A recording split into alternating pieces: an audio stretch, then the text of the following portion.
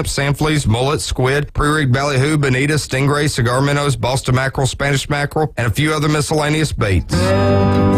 It's worth the drive to buy premium locally sourced bait from Bay Breeze Bait and Tackle, located directly off Highway 98 on the west end of Panama City Beach.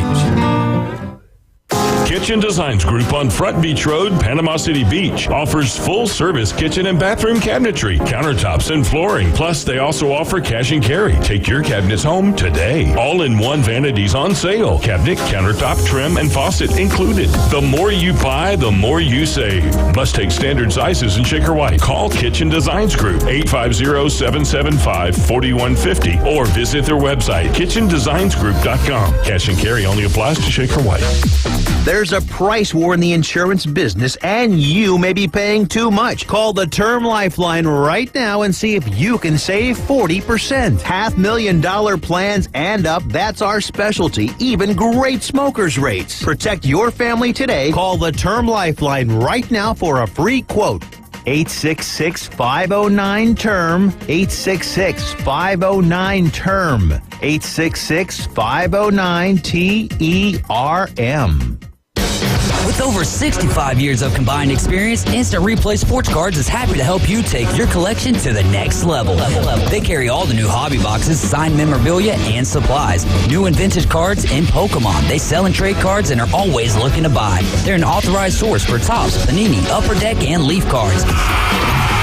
Instant Replay Sports Cards is open 7 days a week at 752 West 23rd Street, down from Academy Sports. It can always be reached at InstantReplaySportsCards.com.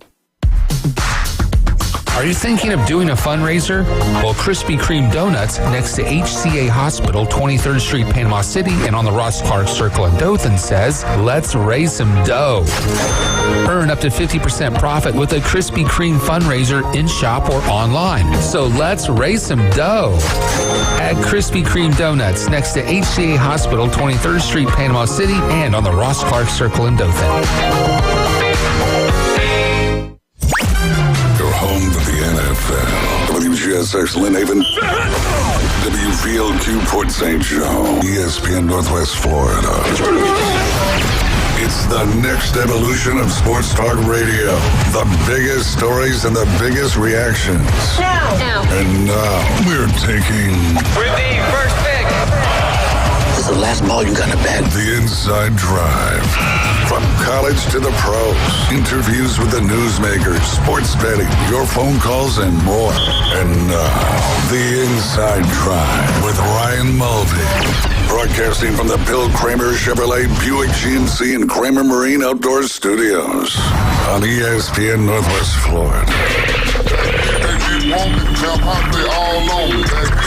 And we are back, Jay Henley. It's been a little while since last Thursday, right? But we are back, right back here in the saddle. You're listening to the Inside Drive live here on ESPN Northwest Florida. I have not updated the Facebook stuff yet, so I haven't put all that good stuff in there just because people be like, you didn't change the Facebook stuff. I was like, no, I haven't. I forgot. Right. I was trying to remember how to do this, and that's one of the things. Are you having a senior moment? I think so. Yeah. I'm getting there. Not quite as senior as you, but luckily that gap will stay the same all the way through the rest. It will. Yeah, it will. Good Christmas? It was great. Glad to be back. Had saw some family I haven't seen in quite some time. There you go. And found out we do have quite a few listeners up there in Georgia. There you go. The radio. I mean, and this isn't Griffin, right? This is the Valdosta area. Okay, there you go. So there you go. The reach is far ever reaching. You know, that's great. But anyways, yeah, great time up in Georgia. Played a bunch of ping pong, basketball, through football. You know, all that good stuff, man. So, absolutely. Opened a few presents, and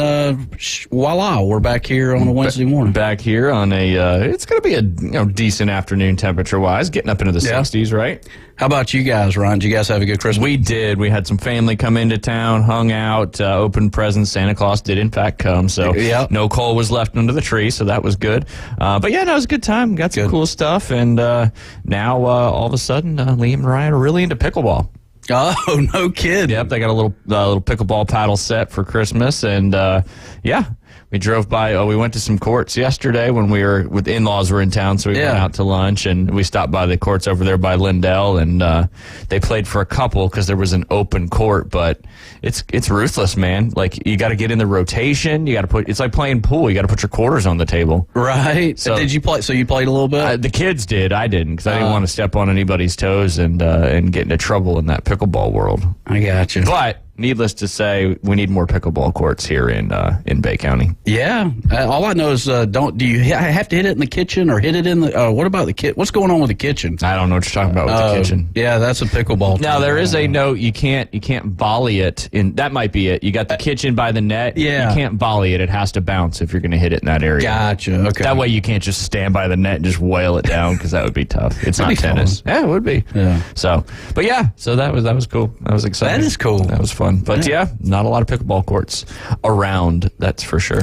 I mean, it's fastest growing sport in the world. Liam told me that like 17 times yesterday. No kidding. It is. It's been for a little while. I mean, I see some championships and whatnot being televised and stuff. So it's getting out there. Oh yeah. Well, it's just a lot more lower impact than playing full on tennis. The court's obviously a lot smaller, and you're not hitting the ball as hard. You don't have to cover as much space, so anybody can really do it. Now, analogy-wise, would pickleball and tennis be the same as live to the PGA Tour? No. No, people aren't getting paid hundreds of millions of dollars to play pickleball. I gotcha. Maybe they are. I don't know. Thought I'd go ahead and just throw that in there. I still have no solution with the December 31st deadline of the merger coming up here pretty soon. I mean, what's today, the 27th? Yeah. She's only got, 4 or 5 more days to get that thing figured out? True. I don't know. And there's nobody working this week, right? I mean, I wouldn't think. You are. Well, yeah. Because you got to leave. You got to leave the show early. Right, I do. You got your junior camp coming up. Yeah. I got some kids coming out this evening or this afternoon. Hopefully, this would be the best day weather-wise. It looks like. I think it's going to be a little chilly towards the end of the week. It's not going to rain, so that's good. It'll be a little cool. Yeah, a little cool. But yeah, we're going to try to teach a little bit of golf and have some fun this afternoon and play some games and win some prizes and stuff like that. So it'll be a good week. Absolutely. And the kids are out of school for this week and next week. So you got another one coming up next week, right? Still some spots in that one? Yeah, that'd be for ages 11 to 14. And that goes from 1 to 4 next Wednesday through Friday. And, we're going to kick off 2024 with a bang with some junior golf camps. Absolutely. Sorry, I'm typing in Keith's name as we will be joined. It is Wednesday. Kind of feels like we just talked to him on the phone. But we'll be joined by Keith Fleming at 12 o'clock noon for all your DFS updates. And I'm sure he'll want to talk about all the things going on in the NFL. Should we go ahead and just address the elephant in the room? Look, I'm here. Just you tell me. I don't know what's going on. I know your 49ers did not have a good game Sunday night. They did not have a good game, and Brock didn't have a great game. But I'm putting this one more on Kyle Shanahan. Okay. I thought he called a terrible game, and the Ravens defense did a great job bringing pressure. That first pick by Brock, 100% his fault. He should have threw it earlier. That safety was there. The next 2 got tipped. The last one, his arm got hit. But again, I go back to Kyle Shanahan and his play calling in that particular game because the Ravens brought the heat, and he did not adjust. We were only down by, I think, 4 points going into halftime, and we had thrown 3 interceptions. Yeah. So that was nothing short of a miracle. But yeah, a little disappointed in Kyle on that one. And as being a Niners fan my entire life, and especially deep the last several years with everything going on. But since 2007, this is a fun one for you, Jay. Kyle Shanahan is 0-38 when trailing by at least 8 points in the fourth quarter.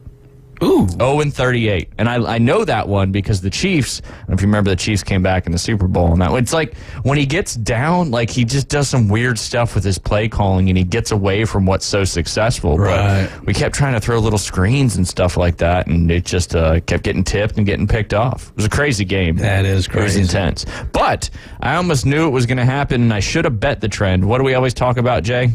What? Trends what? Matter. Trends matter. We talked about it. I think I talked about it last week. Prior to that Monday Night Football game with the Niners and Ravens, the last 7 Monday Night Football games, the underdog won. Huh. Well, guess who was the underdog in this past Monday Night Football, according to the line? Who? The Ravens. Guess who won? The Ravens. The Ravens. So Yeah, there we go. 8 straight Monday night football games with the underdog winning in that one. It started when the Broncos upset the Bills. Then it was the Eagles upsetting the Chiefs, which was kind of a weird underdog. And then the Bears beat the Vikings. The Bengals beat the Jaguars. The Giants beat the Packers. The Titans beat the Dolphins. The Seahawks beat the Eagles 2 weeks ago. And then the Ravens beat the Niners this past Monday. Wow. All underdogs. So if you are a betting person, you've got, I think it's Green Bay and Minnesota coming up Monday night, this upcoming Monday night. The Green Bay Packers are a 2-point underdog in that one. Okay. So bet the Packers. I will. Or, hold on. Might not be the Packers. It might be the Vikings. I could have spoke wrong on that one. Let me double check, Jay. Pull it up real What's your fast. source there, Hard Rock Bets? No. I use that Action Pro app. I got you. It's pretty accurate when it comes. Yeah, the Minnesota Vikings, are a 1.5-point favorite. Ooh. So the line has moved a little bit. So if you want to stay with that trend, you've got to bet the Green Bay Packers in this Monday night football game coming up. So many playoff implications, so much to unpack from this past weekend, not only in the NFL, but in college as well. We got 2 weeks left coming up and a lot of playoff scenarios out there. We'll jump into those a little bit later on. Go ahead and finish this. Keith, Did you talk about the elephant in the room? That was the elephant in the room. That was, okay. The Niners okay. game. Gotcha. And Brock Purdy throwing away his MVP case. Was that the worst game that Purdy has? I mean, by statistically, I don't know if it's statistically. Well, if you look at interceptions, yeah. Okay. Yeah. But he's also the first 49er to throw for more than 4,000 passing yards since Jeff Garcia did it, however long ago, early 2000s. But yeah, bad game. I'm okay. We got a lot of injuries. We got to get people. Trent Williams got injured. We got a lot of bad stuff happen that game that we need to recover from. But we'll be facing Jacoby Brissett coming up against the Commanders this Sunday as they have benched Sam Howell and named Brissett the starter. Did you watch any football over the weekend? I did. I mean, I had the utmost confidence in that Chiefs-Raiders game, man. Like, the Chiefs are at home. It's Christmas. Mahomes, and, man, they laid a egg. Yeah, well, the Raiders didn't have a completed pass, I don't think, after the first quarter. Something like that. Some kind of wild stat like that. But yeah, it was all defense. Raiders defense is playing well. I did learn, this is a crazy fun fact, that Ryan's middle school basketball coach is best friends with the Raiders interim GM, Champ Kelly. No kidding. They went to school together. They've been friends together. He's been bouncing around doing scouting and all this stuff. And then when the Raiders cleaned house earlier this year and they got all these interim guys in there, he ended up being the interim GM. So he's flying out there for the game on the 6th. Does he live out in Vegas or is he? The guy? The guy? Yeah, I mean, he's the GM of the Raiders, so I'm assuming he doesn't travel into work every day from somewhere else. Hey, look, in this world, I guess you could work remote. You can live in Panama City. But yeah, the Raiders are on quite the tear, that is for sure, especially defensively. I mean, they're not that far out of the playoff mix, which is crazy. I mean, they're 7-8 with a big one. Well, again, we'll get into those playoff scenarios later, that's for sure. Any other crazy games that you thought? Since you said something about that Chiefs game, right? I got a lot of fun facts. I was able to pick up. Travis Kelce has only 1 touchdown in the Chiefs' last 8 games, which they are 3-5. They say that's what happens when you're distracted from being in a fake relationship with Taylor Swift. There you go. He threw his helmet. And did you see Andy Reid bump up on him? Yeah. Took him out for a play? They're just not used to losing. There's some trouble. There's some trouble stewing in But the thing is, they get into the playoffs and they get it all figured out. They go win another Super Bowl, and this is all it's all crazy. That's for sure. Okay, I think I updated the post, so we're good there. Okay, good. But yeah, do you think the relationship's real, or do you think it's fake? It's fake. Is it? It's Hollywood fake. Hollywood fake. Yep. Gotcha. It is. That's just my thought. What's your thoughts? That album coming out. 87. We got to copyright that so they don't steal it. Right. You're not. I was going to ask you how you're doing in fantasy football, but no, it's pretty much down to the finals in most leagues, and I know Keith's wife had a tough go because she had Brock Purdy as the starting quarterback, and he did not obviously hit a good game, so she got bounced out. Let me see.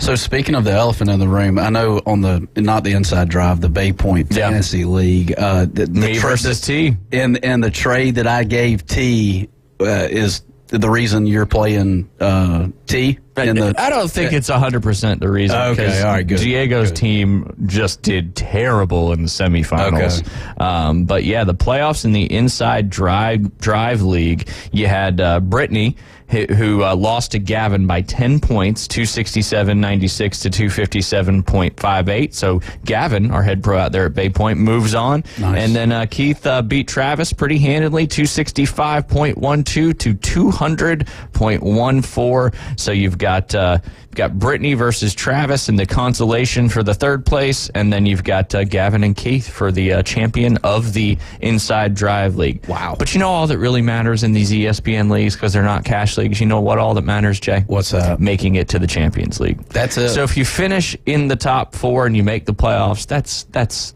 beautiful. Obviously you want to win, of course, but yeah, you get to go into the Champions League. Hey, I heard a story about, and I think ESPN did it, where there's a fantasy league out there where the loser can actually, and T was telling me about this, the loser can pick the tattoo. The winner can pick a tattoo to the loser, and he has to put it anywhere on his body. Can you imagine that? That would be interesting. That would be interesting, and it can be any tattoo. Wow. I don't know. If there's a lot of crazy. We've talked about some of these crazy punishments, but there's definitely a lot of crazy stuff out there. Kidding. Yeah, I can't imagine. Now, if we had a punishment for the league finishing last, would you pay more attention?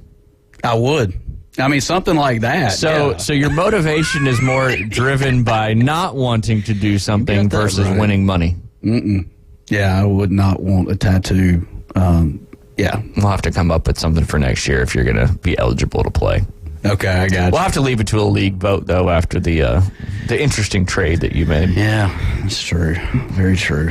Although the Niners did lose, you had to have seen it. Did you see the huge bet that guy won? I did. Yeah. There was a huge, 6-game parlay. It was a 14 anytime touchdown parlay throughout the entire NFL weekend. He had Najee Harris, Gabe Davis, Jahmyr Gibbs, DK Metcalf, Jerome Form, Chris Rodriguez Jr., Jonathan Taylor, Calvin Ridley, James Conner, Raheem Mostert, Javonte Williams, Isaiah Pacheco, DeAndre Swift, and then up until that Monday night game, he just needed Christian McCaffrey to score a touchdown to cash that out. It was $5 to win $489,383.01. Jeez. Let me ask you this, Jay. Yes. If you had that going into the Monday night game, and say the cash out was, I don't know, $150,000. Would you have cashed out, or would you let it ride? And I've got CMC. And that's the only one you need. Guys leading the league in touchdowns, or tied with touchdowns, with Raheem Mostert now with 21. And if CMC basically gets a touchdown, it goes to 400-something thousand. Is that right? Yeah. Oh, let's throw the cash out $225. Okay. Yeah, I'm taking my money and leaving. Are you? I am. Because a bird in the hand is worth two in the bush, or whatever it is. You got that money in your hand. It's not in your hand till. How about you? What would you do? I mean, I know CMC. I mean, you know CMC, right? I bet $5. I'm letting it ride all the way. No kidding. Why not? Yeah, I'm a risk taker, but I mean, yeah, $200,000 is a lot of money. So yeah, probably take it. But be more exciting. Our IRS is probably going to get it depends on what state you live in. That's true. You know, here in Florida, there's no state income tax. True. Yeah. Now, if you're out in California doing that, 60% of that's going right to the government. That's for sure. Yeah, that's crazy. That's. Well, I mean, and people are going to chase these huge parlays, and that's why the odds. It was plus 9,787,560 is what the payout odds were on that $5 bet. Imagine if he did 10. Ooh, almost 900, or almost a milli. There you go. I think it was on DraftKings Sportsbook, if I'm not mistaken. But yeah, did you see the video of him? Like, he celebrated once the touchdown happened, but then he wanted to make sure when the replay that he actually got in before it went through. Crazy. Well, if you're betting at handball at 3 a.m. in the morning, call 1-800-GAMBLER. Yes. Call 1-800-GAMBLER. Hey, David, Jay had a great idea. I don't know if we can. This is something we could do on the show down the road. Is actually call the Gambler Hotline on the show, and then Jay can kind of walk through it and see what they would say. Yeah, a little dicey. That's what I figured. Yeah. Christian McCaffrey, you were talking about him, right? 58.9% of teams with Christian McCaffrey are in the fantasy finals. Wow. Is that true in the Inside Drive League? Let me look. I know in the Bay Point League, I have McCaffrey, so that is true. All right, the finals, it's Gavin. Does Gavin? Yep, Gavin's got Christian McCaffrey. Ooh. So there you go. And that, too, let's see. I can look in the Champions League. I can't look in the Coach James Hale in that one, but let's see real fast. Jay, how quickly I can do this. Playoff bracket. You've got Team Purser and Big Nick Energy in the finals. I'm going to guess Big Nick has McCaffrey. He does. So in the 3 leagues that I can look at, one of the teams in the finals does have Christian McCaffrey. And who do you guys have this week? The Washington Commanders. Oh, okay. In Washington, though. And they're starting Jacoby Brissett. Yeah. We don't do well with mobile quarterbacks, apparently. It's a toss-up in the NFL, man. I mean, you get That's these confident looking bets. You know what I'm saying? And it's just like, back to that Chiefs game. I mean, it's at Arrowhead Stadium. I mean, it's such a toss-up. I guess that's why we watch it, right? Yeah. I mean, it's there's no give for anything. Nope, there certainly isn't. We'll go over some of this stuff here when we get back, but we are currently down by a game against Coach James Hale's show in the Bowl Pick'em. They are 14-7. We are 13-8, with the one game, Jay, being the JMU Air Force game. They took Air Force, we took JMU. Air Force won that one. But we've got 6 games different the rest of the way. We're exactly halfway through all the bowl games leading up to the playoff games on Monday night. A lot of games coming up over the course of the next 5 days. But, yeah, we've got 6 games different pick. We'll talk about some of that here in just a moment when we get back. FSU, Georgia. Do you see all this? No, enlighten me.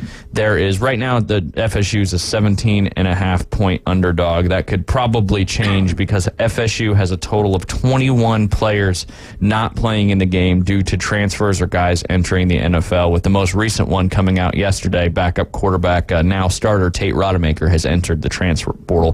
So that means Brock Glenn will be the starter against Georgia. But 15 starters not playing. Jordan Travis, Tate Rodemaker, Keon Coleman, Johnny Wilson, Trey Benson, Jaheim Bell, Jared Verse, Fayen Lovett, Jarian Jones, Renardo Green, and Akeem Dent. Still going to make for a good national championship game.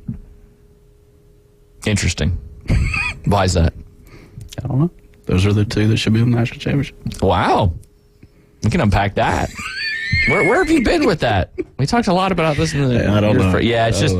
we talked about this last Wednesday, actually, when we had Keith on the phone, and it just, a lot of people going, because, for them it was probably playoff or bust, and now they're not in. So, and a lot of these guys are going into the draft, and that happens quite a bit, but that just goes to show you how much talent is on FSU as well. But that bowl game, I think, what's coming up this Saturday, Jay? I believe so. You're excited for that one? Your Georgia Bulldogs? Yes, sir. Would you lay the 17.5 points right now?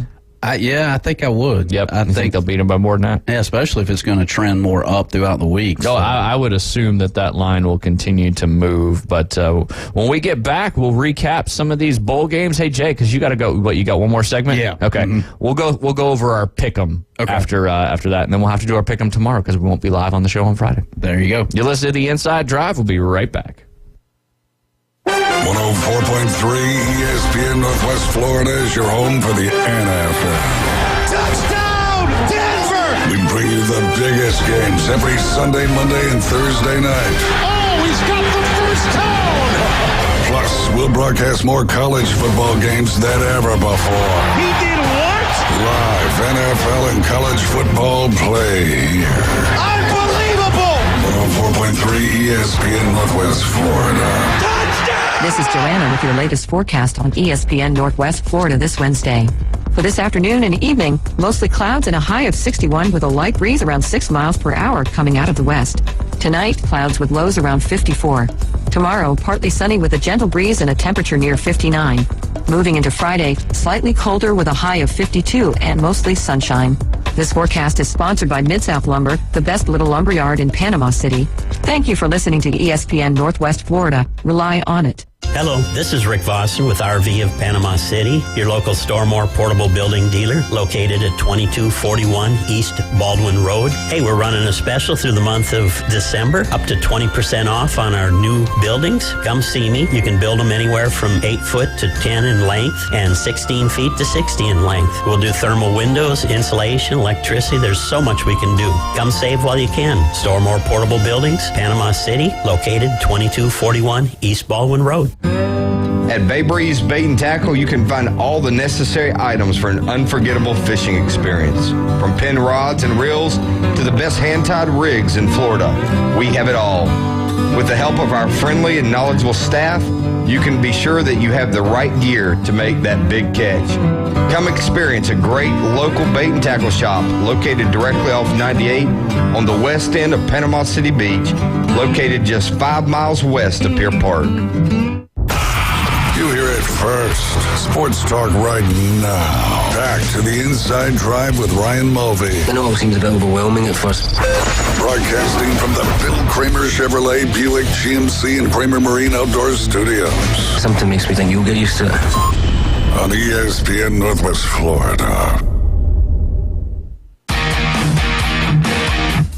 And welcome back. You're listening to the Inside Drive live here on ESPN Northwest Florida. 104.3 Panama City, Panama City Beach, 101.9 in Port St. Joe. Forgot to mention in the first segment, as you already know, because hopefully you're watching or listening on Facebook, X, or YouTube. Just search ESPN Northwest Florida. You can also download that free mobile app. Where, Jay? The Google Play Store or Apple Store. There you go. Man, you're on fire. I know. 2024 is going to be a big year for you. I can feel it. Can you? I can. I think it's going to be a big year for all of us. There you go. I really do. We were talking about this FSU, Georgia. The line actually now is 19.5 with 83% of the money on Georgia laying those 19.5 points. But it doesn't look like anybody really from Georgia is opting out for this game.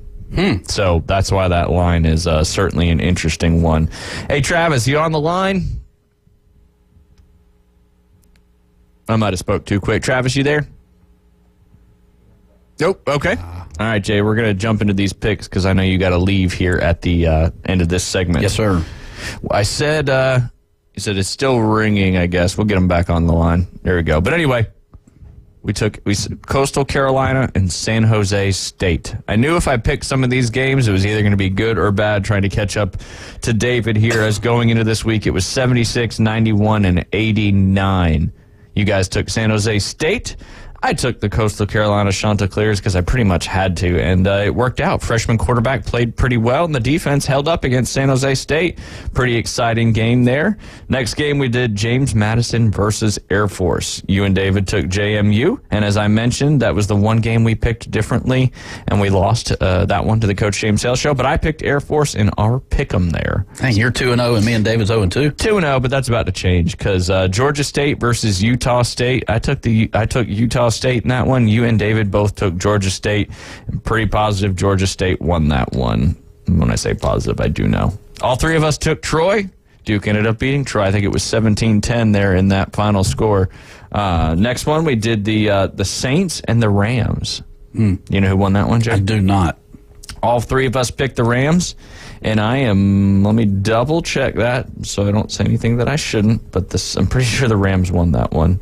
Yes, 30-22. That was the Thursday night game last week because we didn't have a show last Friday. All right, all three of us got that one right. Then the Lions and the Vikings. All three of us picked the Lions. You know who won that one, Jay? The Lions? The Lions clinched their first division title in 30 years. Wow. Imagine being a Lions fan for that long. Michigan Eddie, those Lions are on the up and up. Yes, sir. All right, next one we had the Jags at the Bucks. Two of us picked the Bucks. One of us picked the Jags. You know who won that game, Jay Henley? I'm hoping the Bucks did. The Bucks did win that game pretty handedly, actually. The Jags are kind of sliding down a little bit. I think they've only got a one-game lead in their division right now. But, yeah, 30-12 in that one. I think I didn't watch that game, but I think Trevor Lawrence went out in that game. A lot of injuries happened again, but yes. So interesting there. Browns and Texans. Only one of us picked the Texans. Two of us picked the Browns. Do you know who won that one, Jay? Oh, did the Browns win? The Browns didn't pick. They did win. Do you know who you picked? Did I pick the Browns? No, you picked the Texans in that one. You picked, CJ. Yeah, dang it. but Stroud didn't play. Okay. He didn't play.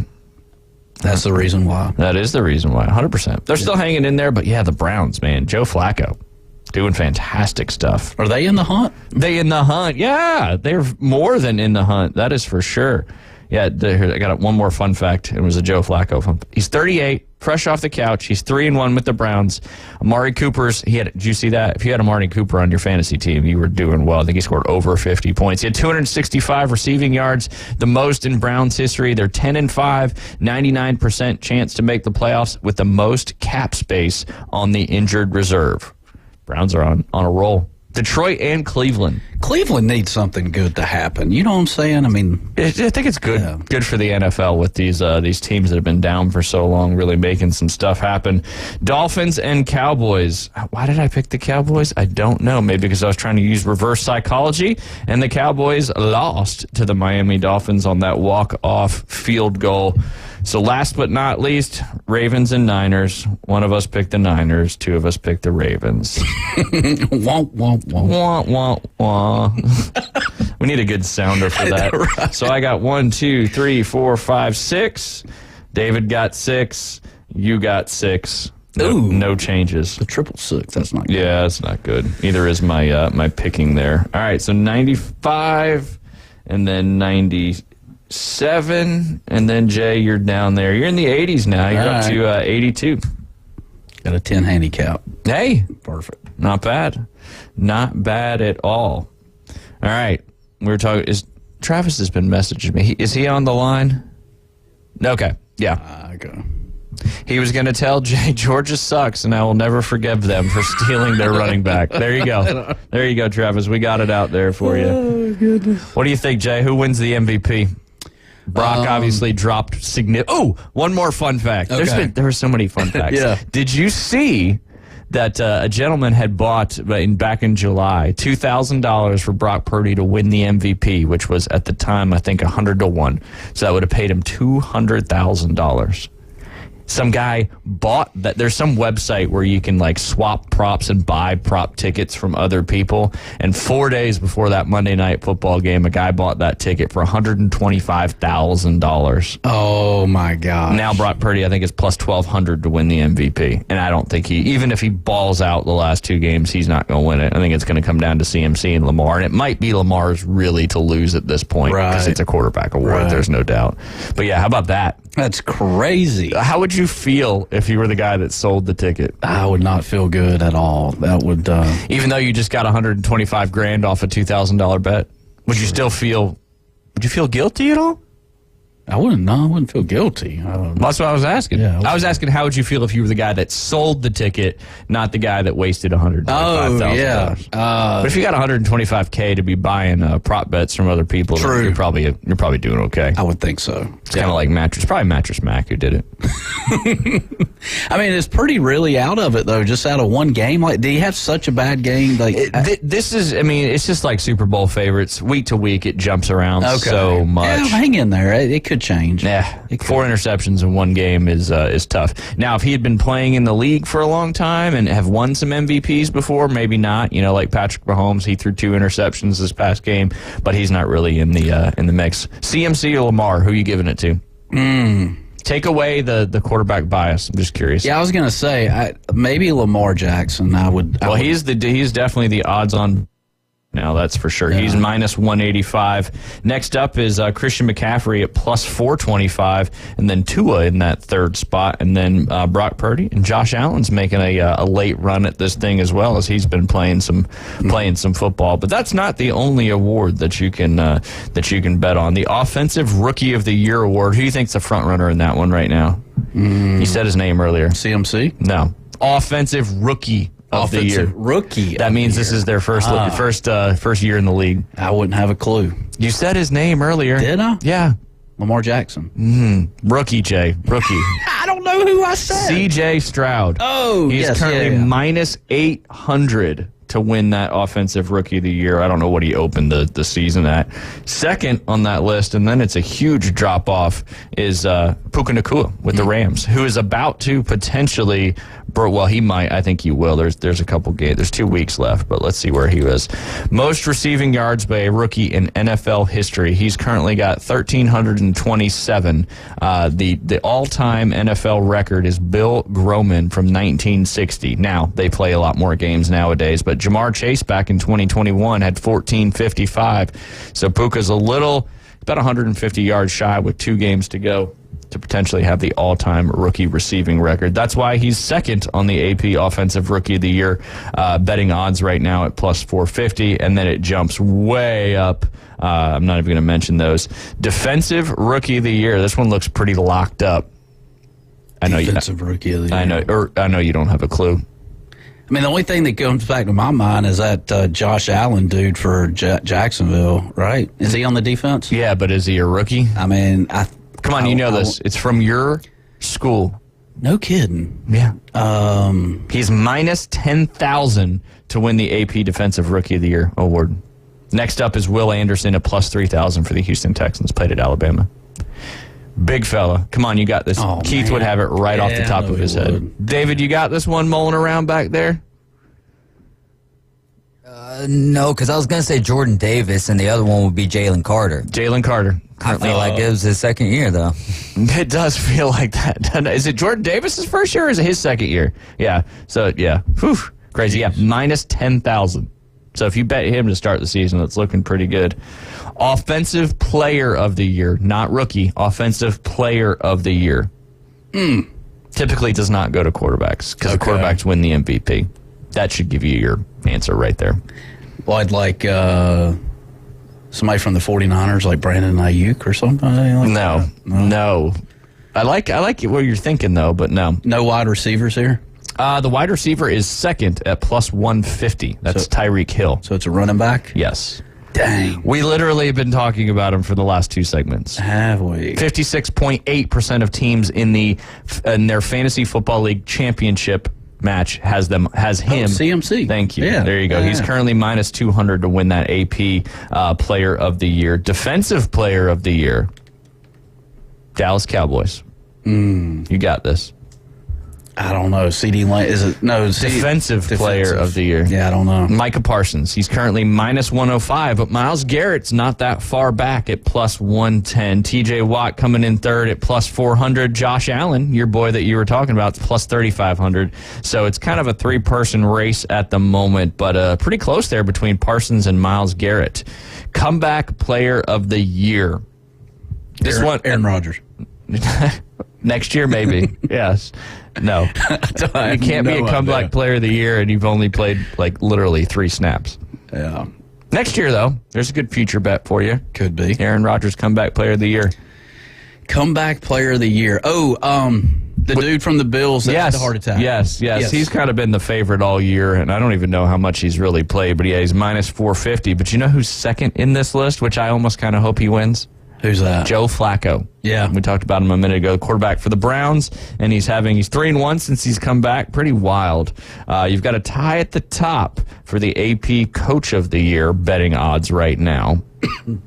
Dan Campbell from the Detroit Lions, and then Kevin Stefanski, both plus 175. Your boy Mike McDaniel and Shane Steichen at plus 650. Vote for Mike. Hey, you can get. Oh, you're not you could be an Associated Press member. You do co-host a radio show. True. Yeah. You should get your credentials and go in there and vote. Just throw everything off. McDaniel all the way. Mike McDaniel. Yep. There you go. But yeah, what do you think? Who wins the MVP? Lamar?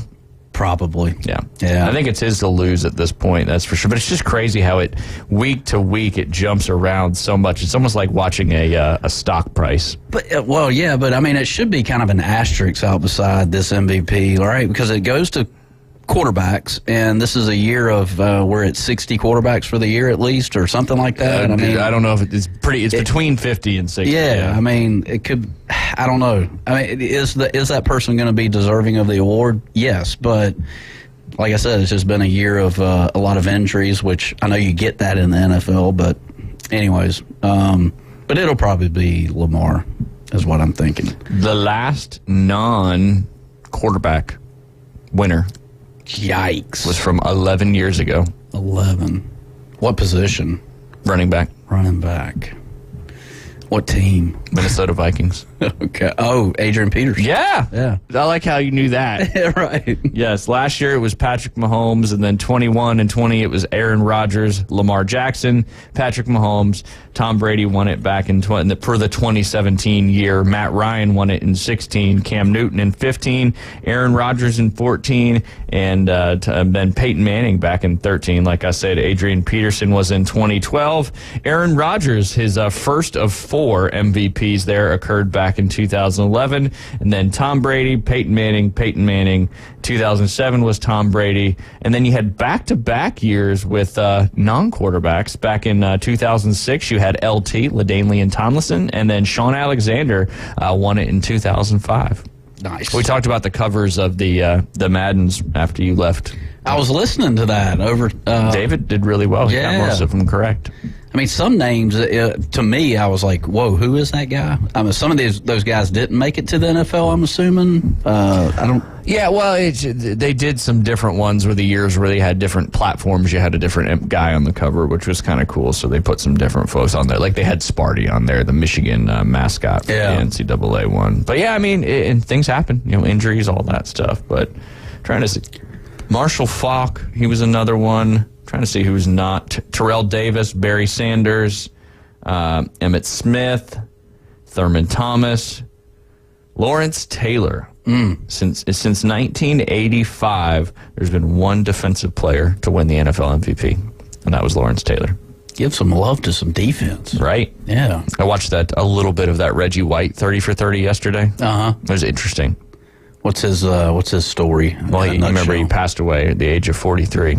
Oh, I did not know that. I forgot, but then I realized, yeah, that's right, he did. Who is this again? Reggie White. Reggie White. Yep. He played most of his career there. He was the Eagles, and then he had one of the biggest free agency signings ever when he went to the Green Bay Packers. Oh, yeah. But very, very big into Christianity and preaching the gospel and all that stuff. So there was a lot of interesting things that kind of transpired with all that. But another good one, another good 30. I don't know if it was new. I think if it is new, it's been out for a couple of weeks. But where can I catch these 30-30s at? Is that on? It's an ESPN thing. I mean, is it on ESPN News typically, or no? ESPN News? Yeah. Interesting. I don't know. She would say that network. ESPN News.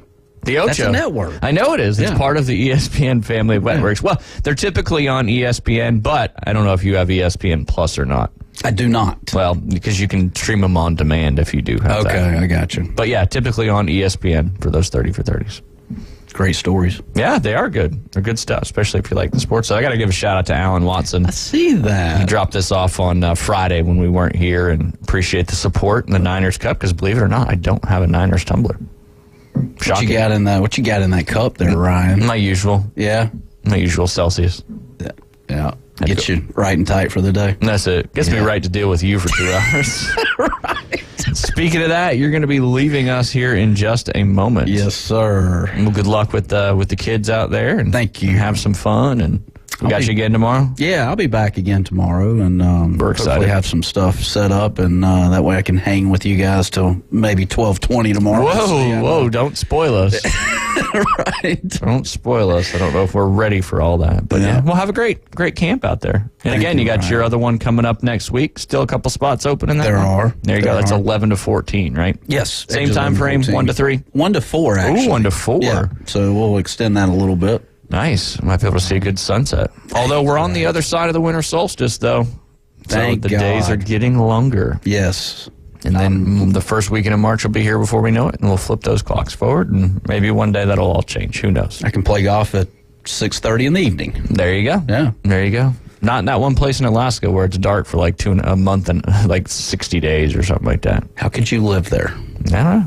I guess there's people that do. Yeah, you're not going to get a tan. Right. I mean, you could with a tanning bed, but not from the old sun out there. No, sir. All right, well, go have fun. I will. Enjoy the kids and teach them some big things about golf. Yes, sir. Will do. All right, Jay. All right. We'll see you tomorrow. I'll probably see you later, but we'll see you on the show tomorrow. You're listening to The Inside Drive. We will be right back. ESPN Northwest Florida. The Paul Feinbaum Show. Nick Saban should be put in jail, Paul. He should be put in jail for what he did to that damn dog. In the SEC championship, he needs to be put in jail for what he's been doing to that dog, Paul. That was criminal. Now, I'll tell you what. We headed out to California with cut-off overalls. And Michigan, you better be ready. Paul Feinbaum, weeknights, 6 to 10 on ESPN Northwest Florida. Chuck was terrible at fishing. He spent many frustrating hours attempting to get results he saw from internet videos, aggravating trial and error fishing trips, and misguided advice from well-intended friends. Chuck is happy now with his newfound success after he visited Bay Breeze Bait and Tackle, where we keep fishing fun, simple, and successful. See us soon at Bay Breeze Bait and Tackle, located directly off Highway 98 on the west end of Panama City Beach. Are you thinking of doing a fundraiser? Well, Krispy Kreme Donuts next to HCA Hospital, 23rd Street, Panama City, and on the Ross Clark Circle in Dothan says, let's raise some dough. Earn up to 50% profit with a Krispy Kreme fundraiser in-shop or online. So let's raise some dough. At Krispy Kreme Donuts next to HCA Hospital, 23rd Street, Panama City, and on the Ross Clark Circle in Dothan. PCB Hobby, the beach's premier hobby store for sports cards, comics, coins, and trading card games. PCB Hobby carries the largest selection of boxes and packs from the latest releases of brands like Topps, Panini, Leaf, and more. Looking for a specific player or team? PCB Hobby has a wide assortment of raw and graded cards. They carry parallel rookie, game used, and autographed cards in both modern and vintage. Have a collection you want to sell? We buy, sell, and trade. PCB Hobby on Back Beach Road, just east of Florida Linen. Call 850-320-8388. ESPN Northwest Florida presents the college football playoffs and bowl games. Getting to the goal line and in for the touchdown. Listen live and ultra-high fidelity on ESPN Northwest Florida. Now back to the Inside Drive with Ryan Mulvey and Jay Henley. Broadcasting live from the Bill Kramer Chevrolet Buick GMC and Kramer Marine and Outdoor Studios. ESPN Northwest Florida. And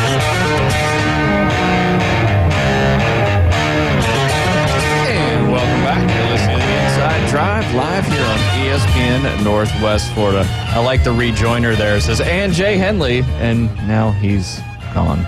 But that's okay. How are you doing, David?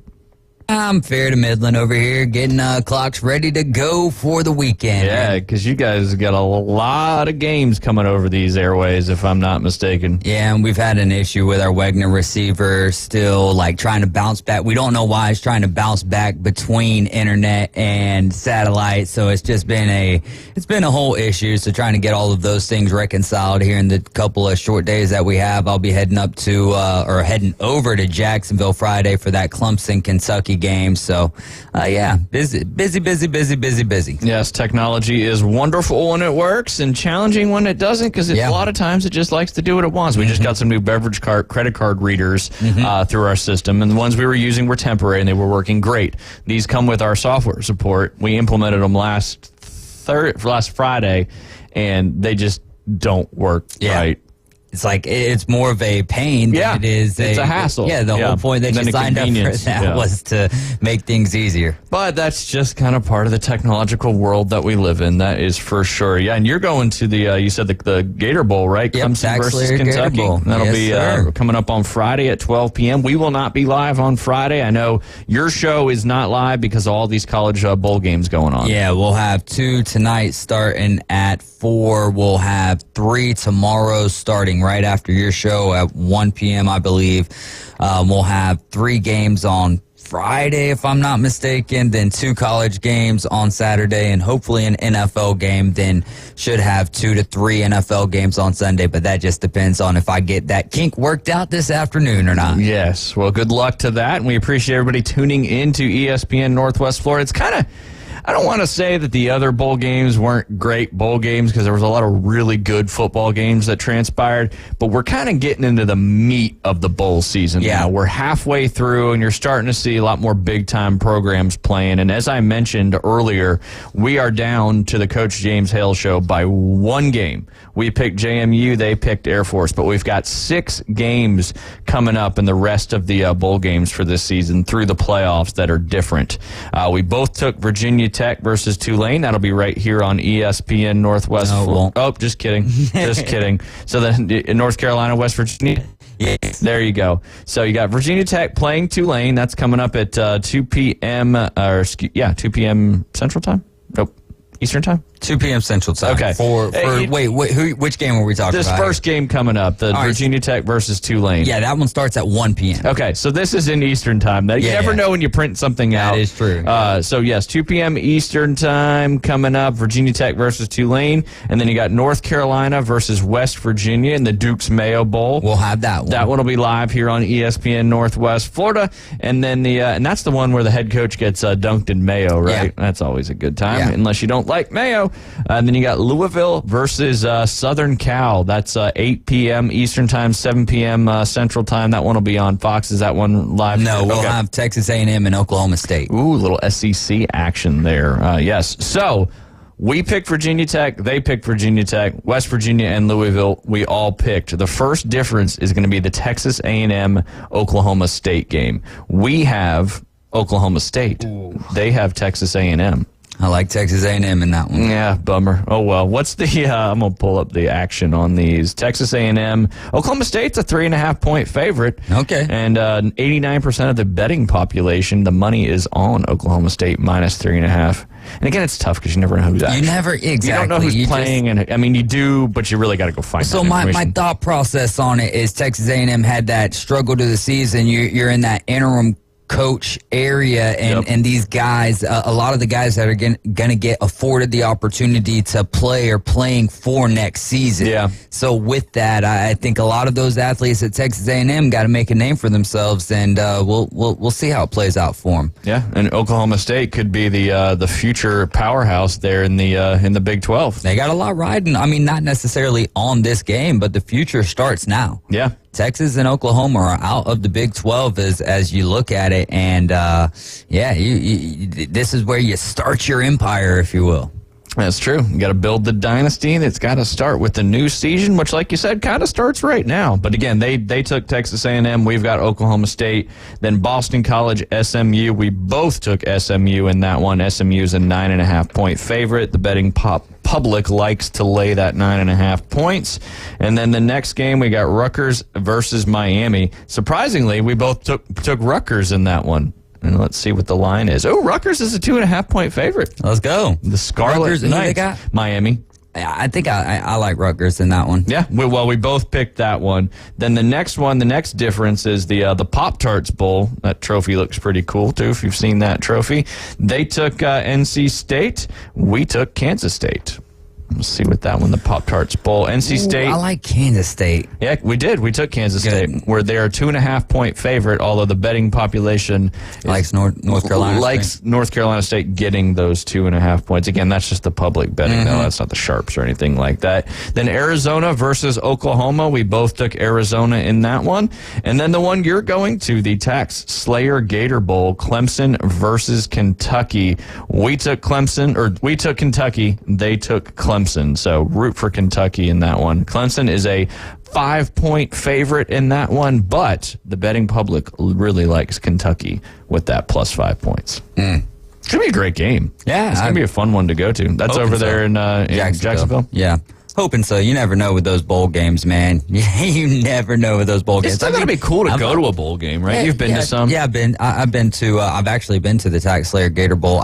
Honestly, I don't think I would be going if it wasn't Dabo and Mark Stoops. Yeah. You know what I mean? Because our original plan, honestly, was to go to the Pop-Tart Bowl and then go to the Tax Slayer Gator Bowl. But because we didn't cover North Carolina State and Kansas State, apparently, like we got denied for credentials to that. Gotcha.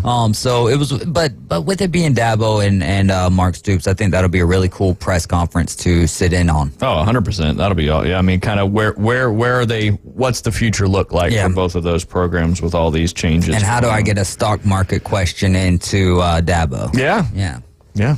You can do it. Oh, yeah. We're excited. I've been mulling it over. Such a good phrase. All right, the next one, again, a different pick there is the Notre Dame-Oregon State game.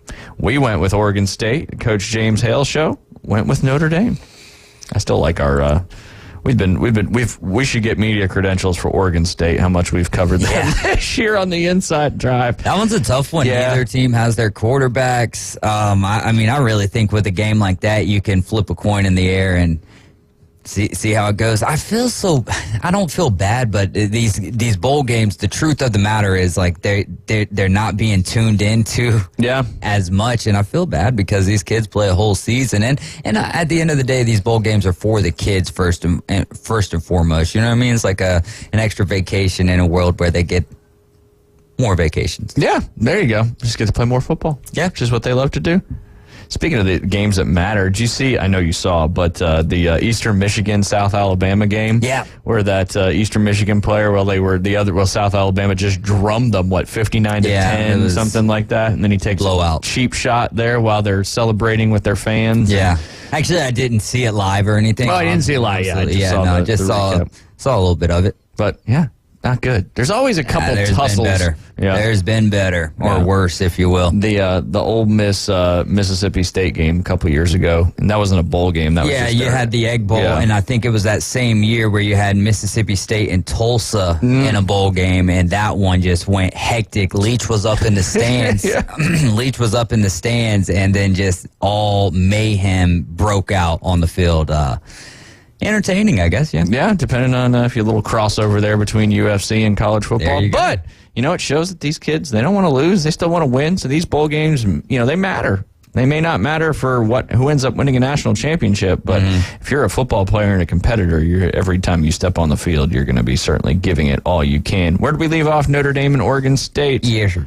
Yes, sir. Hadn't heard that in about 6 days, so that's exciting to have that back in my life. We both picked Iowa State over Memphis, and then these are the last two games that we didn't pick different. So after the Chick-fil-A Peach Bowl, we will know who won, because then after that, we've all picked the same teams. But yeah, both teams picked Iowa State, and then in the Goodyear Cotton Bowl, you've got Missouri versus Ohio State. Yeah. We picked Missouri.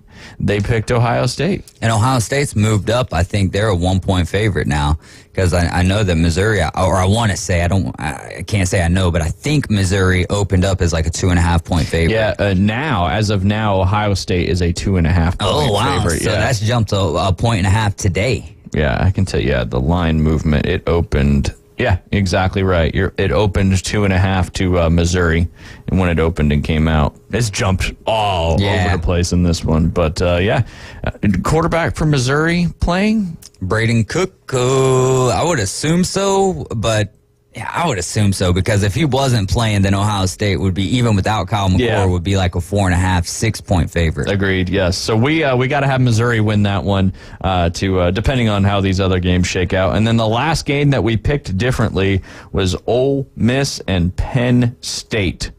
We took the Rebels. They took the Nittany Lions. So. That's going to be, why did we do that?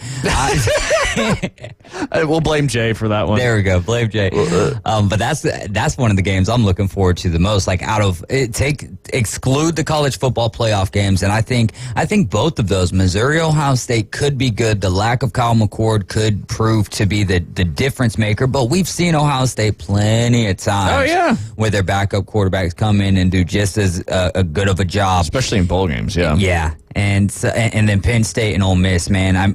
We've had the comparison now for 2 to 3 years that Ole Miss is the Penn State of the SEC, and Penn State is the Ole Miss of the Big Ten. Well, now, and not a lot of transfers in this game. This could be the Tulane USC of last year. This could be the Penn State USC when Sam Darnold was in school. I would definitely keep your eyes tuned into that game. Yeah, that's going to be a fun one, that's for sure. Right now, only 62% of the money is on Ole Miss plus 4.5, where 38% of the money is on laying those points for Penn State. And that kicks off your Saturday games. Just a great stretch of football games all the way through New Year's Day when your Alabama Crimson Tide will be playing in the playoff. You got Auburn and Maryland. Currently, Auburn is a 6.5-point favorite against Maryland up there in the that's in Nashville, so that's the Music City Bowl. But money split 50-50 on that one. And then UGA, FSU, we talked about them earlier. UGA minus 19.5 because of the 15 starters not playing for Florida State. Even with that giant spread, 83% of the money is still on Georgia to cover that one. And then you've got the Barstool Bowl, or that'll be on the Barstool Sports Network. You've got Toledo. And the C-Dub, I believe. And the C-Dub. You got Toledo versus Wyoming on, it's 3:30 on our time there. That'll be an interesting one. That's where Portnoy and those other guys are calling that game. Yeah.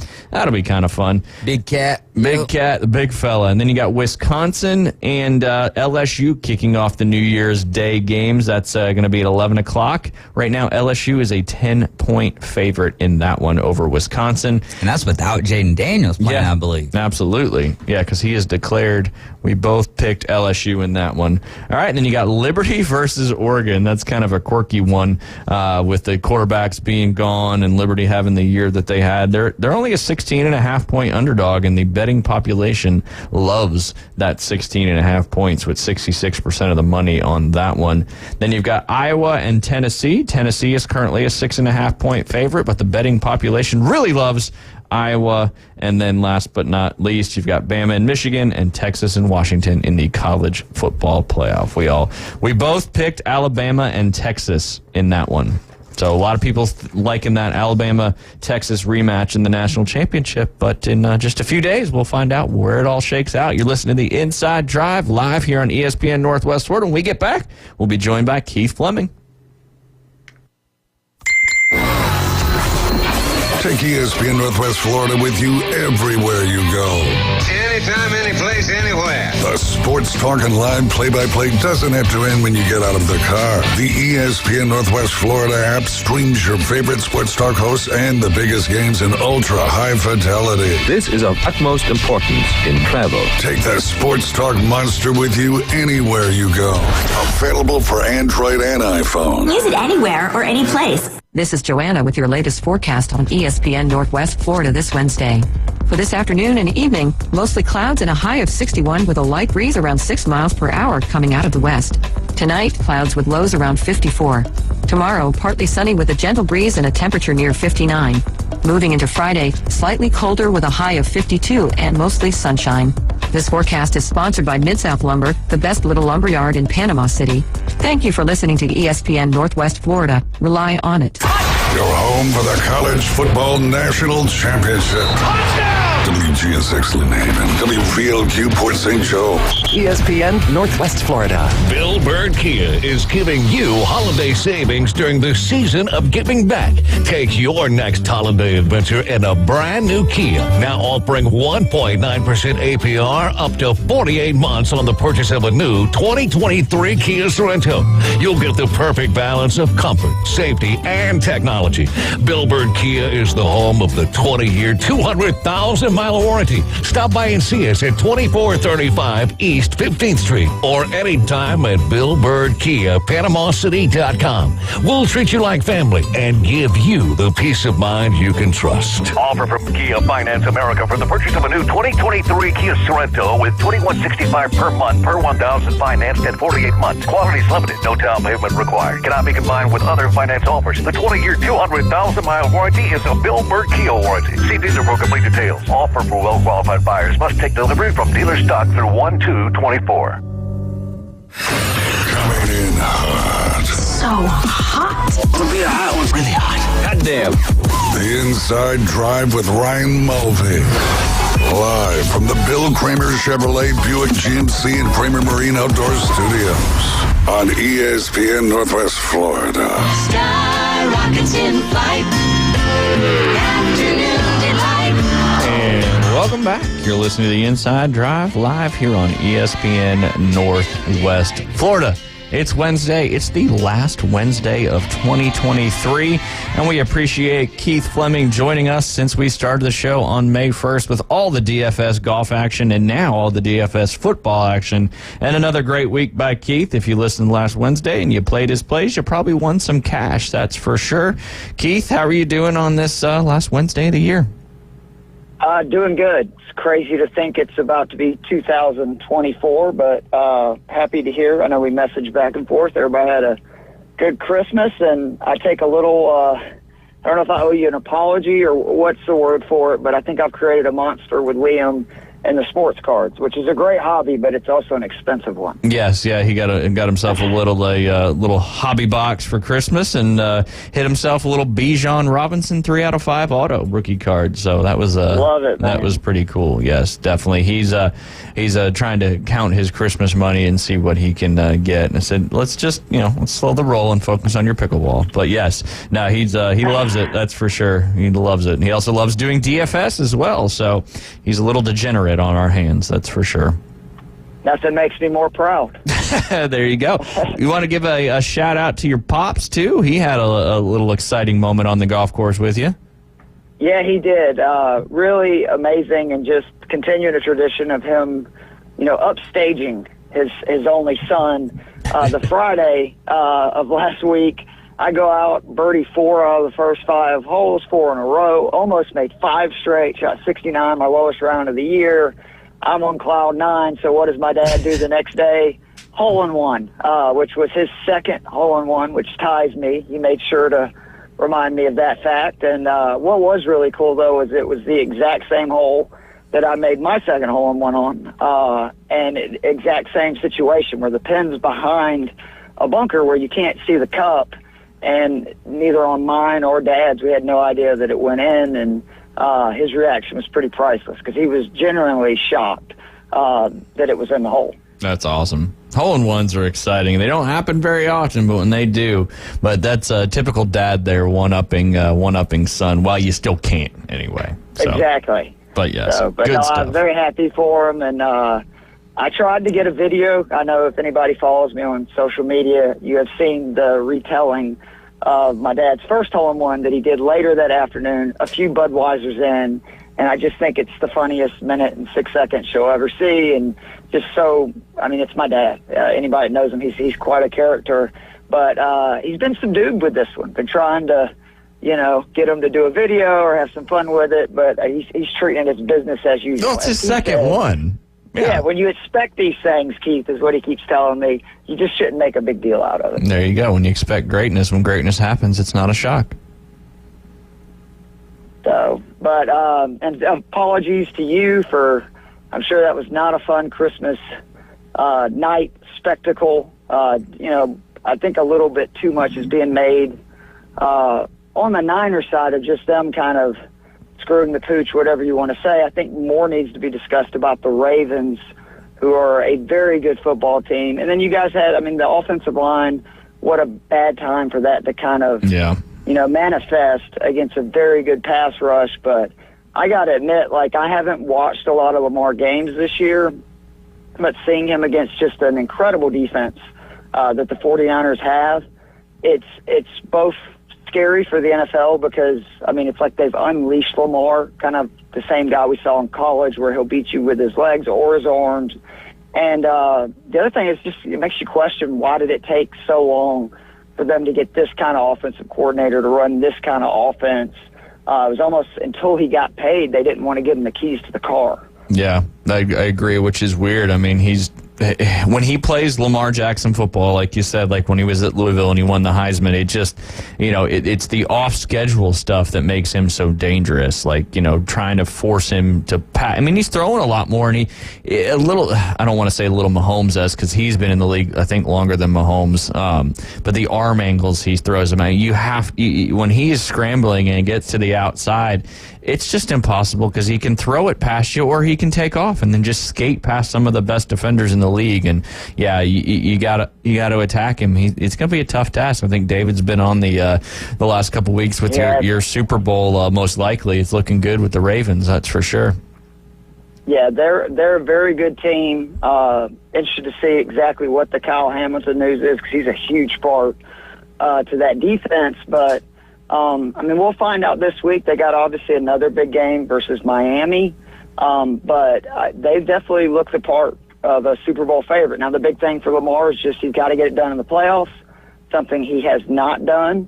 But I believe with his talent and the coaching and just everything, the weapons around him, I don't think people should hold that against him. I understand that you need to win in the playoffs. That's what being a QB is. You get the credit when things are good, and you get the blame when things are bad. But I just think that if he continues to make the playoffs, good things are going to happen. His record in the NFL, I didn't even know he wins over 70% of his games. Yeah, it's pretty unbelievable when he starts. Which that's ridiculous. For the QB. On the other side, if you don't mind, I just want to talk for a second about I don't know what it is about Brock Purdy. It's hard to even compare him to a recent athlete where they don't want to give him any credit when he's doing really well. But man, you could tell there was so many people in the media and just people that follow sports on social media that they were waiting for this performance to just unleash all this Brock is not good, Brock is not for real. And it's just let's just slow our horses a little bit. Yes, he had a bad game. He did not look great. But I think more credit deserves to go to the Ravens for their defense and just how good they were. A couple of those picks were deflected anyway. Yeah. And then the other thing is I do question Shanahan, who it's the one thing as a Falcons fan I could say is a concern for you is just sometimes his questionable play calling in games. And I don't understand, especially – when things didn't go well early. He had 2 picks and it was a game. It was 5-3. Oh, Why don't you at that point just run the damn ball? Just run it. You got CMC, run it, and then that's only going to help Brock because it's going to make the play action even better. But y'all were throwing early on downs a lot. Yeah, especially right in the get-go of the game. At halftime, we were down by 4 points, and we threw 3 interceptions. And, I had mentioned earlier in the show that Shanahan, since joining the Niners in 2017, I don't have the stat in front of me. I think I remember he's 0-38 when losing by 8 points in the fourth quarter. It's like when he gets behind, he gets away from what's so successful. And he just doesn't know I don't know what the deal is, but your quarterback, you were putting him in some tough situations, trying to throw a lot of screen passes and little shoot stuff, and the Ravens were bringing pressure and they were tipping balls. Like you said, kudos to the Ravens D. They brought the heat, but I was telling Liam at halftime, I was like, man, hopefully he makes some second half adjustments and we get this thing going because we were only down by 4. We got the ball to start, and then I'm pretty sure we went 3 and out and then punted it and they ran it back 25, 30 yards. And as crazy as it seems, we'll get into top 5 rankings in here in just a second, but I had to put the Ravens first. You can't not after that win. But if you're asking me still today which of these 2 teams do I think it's more likely ends up in the Super Bowl, I think it has to be the 49ers because it's still I don't see them losing another game. I see them getting the bye, which I think the Ravens are going to eventually get as well. But it's just the AFC, I just think there's a lot tougher outs to where we've seen you guys versus the Cowboys and the Eagles, who are the 2 biggest, kind of threats, no offense to the Detroit Lions. And I just think y'all are just so much better than defensively. And then also, you can kind of exploit their weaknesses on defense, which both are solid units, but definitely have areas that they can give up points, it seems like, when they play good teams. I agree with that. I think the NFC is an easier path to get there than the AFC for sure. The Niners have 4 losses, and one of them is to an NFC team when the Bengals were healthy and playing good. Their other 3 losses have been to AFC teams that are all in the playoff hunt at the moment.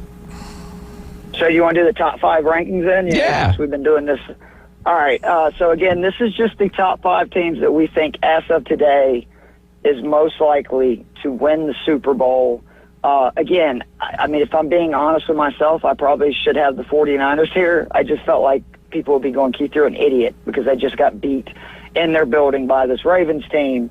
And that's a very fair point, but I just, again, think they have the easier path. But I obviously have the Ravens 1, 49ers 2, and I do think that there is a considerable drop-off from that down to the third team. And I actually believe that third team is the Buffalo Bills, who the issue with the Bills is their defense is still really weak. Like it is. They just had so many injuries. What is, the reason the Bills are terrifying, though, if I was a fan of any other team in the AFC or that, eventually will beat them in the Super Bowl, is just their offense is so good. And they can outscore anybody. And they do have a defense that can, sack the quarterback still some and create turnovers. So I have them 3. I have the Dolphins 4. Really big win for that team. I think people forget because of their struggles versus, good or winning football teams. Mike McDaniels has not been a coach very long. Tua hasn't been a QB in the NFL very long. It's a team full with a lot of players that have not been in big moments. So I felt like that game versus the Cowboys was a playoff game. It felt like it. And for them to come out and get the victory, I think that's huge. They still obviously have a chance to get the number 1 seed, which would be really big. And then 5th, I don't even know if there's really a strong team to put 5th. But I guess if right now I would have to say the Philadelphia Eagles, just because, again, if they control their destiny, more than likely they're going to be at home until they play San Francisco. And, who knows? Maybe they could beat San Francisco. I don't really feel very good about it. But it is concerning with the way they've looked. I mean, the fact that they gave up that touchdown pass, which was really the only thing they couldn't do to, make that game interesting in the last Slayton, 6-7 minutes. Yeah, it's just, and again, it made me thrilled because I had Slayton in every DFS lineup for the Monday slate. But it's just bad. I mean, kudos to, I forget who was the, color commentator, but he just said you can't do that. Yeah. That's the kind of things that you just can't allow a team back in, especially when you've been a team that, as of late, has been struggling winning games and struggling putting teams away. Yeah, definitely. All right, I'll do mine, and then obviously we can't have Jay's, but then we'll get David's. I'm going to still leave the Niners in that number 1 spot. Yes, they had a bad game. Yes, they lost. But sometimes this time in the season, what happened after they had those 3-game losing streak? They came back and won 6 straight in dominant fashion. So little wake-up call for the whole team. They get some more defensive players back. They've been on injury. Hopefully they can get the offensive players that they lost, both left tackles. Hopefully at least one of them will be back for this game coming up. And then number 2 obviously is no doubt the Baltimore Ravens. They're playing some of the best football in the league. I think the reason why I have the Niners 1, I think like we talked about, the AFC is tougher to get through, and that's why my 2 through 5 teams are going to be all AFC teams, just because I think the AFC has a better more likely shot of winning the Super Bowl. So Ravens at number 2. I'm going to put the Miami Dolphins at number 3, just because, like you said, they're going to play the Ravens this week coming up. They can get that number 1 seed. That number 1 seed is invaluable when it comes to the playoffs, because not only are you getting a bye to rest your players, but you've already moved on to the divisional round at that point. Number 4, the Buffalo Bills. They're one of the hottest teams in football right now, and I certainly wouldn't want to be playing in them. And then my 5th one here, I'm going to put the Cleveland Browns in that 5th spot. Why not, right? The Browns, Joe Flacco, it's probably the best story in the NFL right now. They've been decimated with injuries. They have more cap on the injured reserve than they have with active players, and just a wild story coming out of Cleveland. And to be honest, I wouldn't want to play Cleveland right now. They are on a mission, both Cleveland and Detroit. I think Detroit is going to push all the way through, just because this is the first time they've won the division in 30 years. So that's a big accomplishment in itself. But great stories having both the Browns and the Lions be so relevant going into the playoff season. So there's my top 5. 1 NFC team, and the rest are AFC teams, because like you said, I think the Eagles and Dallas, they're not playing their best football right now, and you've got to have these teams that are playing the best football going into the playoffs. So that's my top 5. David, who you got? Starting it off with the team that I've had at the top, the Baltimore Ravens, who dismantled take a victory lap, David, for sure. There I am. I'll take a quick victory lap, and I'll be back to the mic in a second here. Number 2, I'm going to go with the team that the Baltimore Ravens beat. I'll still take the 49ers at number 2 just because Brock Purdy had a tough game, but I believe he's got that bounce back ability. Number 3, I'll have the team that the 49ers beat very badly at the house or on the road. The 49ers got the win. The Eagles. Then I'll take the 5th place team for Ryan. I'll have the Cleveland Browns, that defense up there, and more importantly, Joe Flacco, the huge game from Amari Cooper. And there's just something about the fact that you're on your 4th quarterback of the season, and all we're sitting here talking about is your defense and the emergence or reemergence, if you will, of Joe Flacco. And then coming in 5th, I removed the Cowboys, the Dolphins. They're in the conversation, but I don't believe that they are a team that can actually win the Super most Bowl likely. this year. It's the most likely. And I think the Bills are a team that if you put the Bills and the Dolphins in a playoff game, even if it's down there in Miami, I think that the Bills would come out on top. I think that they have more tenacity, and that's what it takes in playoff football. So I'll go Ravens, 49ers, Eagles, Browns, Bills. What do you guys think about the Chiefs? I mean, obviously they haven't been playing great football. I'm on the opposite of Keith. Don't count them out. See, that's where I get nervous is you get a team like that's been there. They know how to win playoff games. I mean, they're not playing great football right now. They're losing games they shouldn't. But sometimes they can't move the ball is the issue. The numbers are really bad now for almost a 6-7 game slate. I was really high on the Chiefs winning big this week.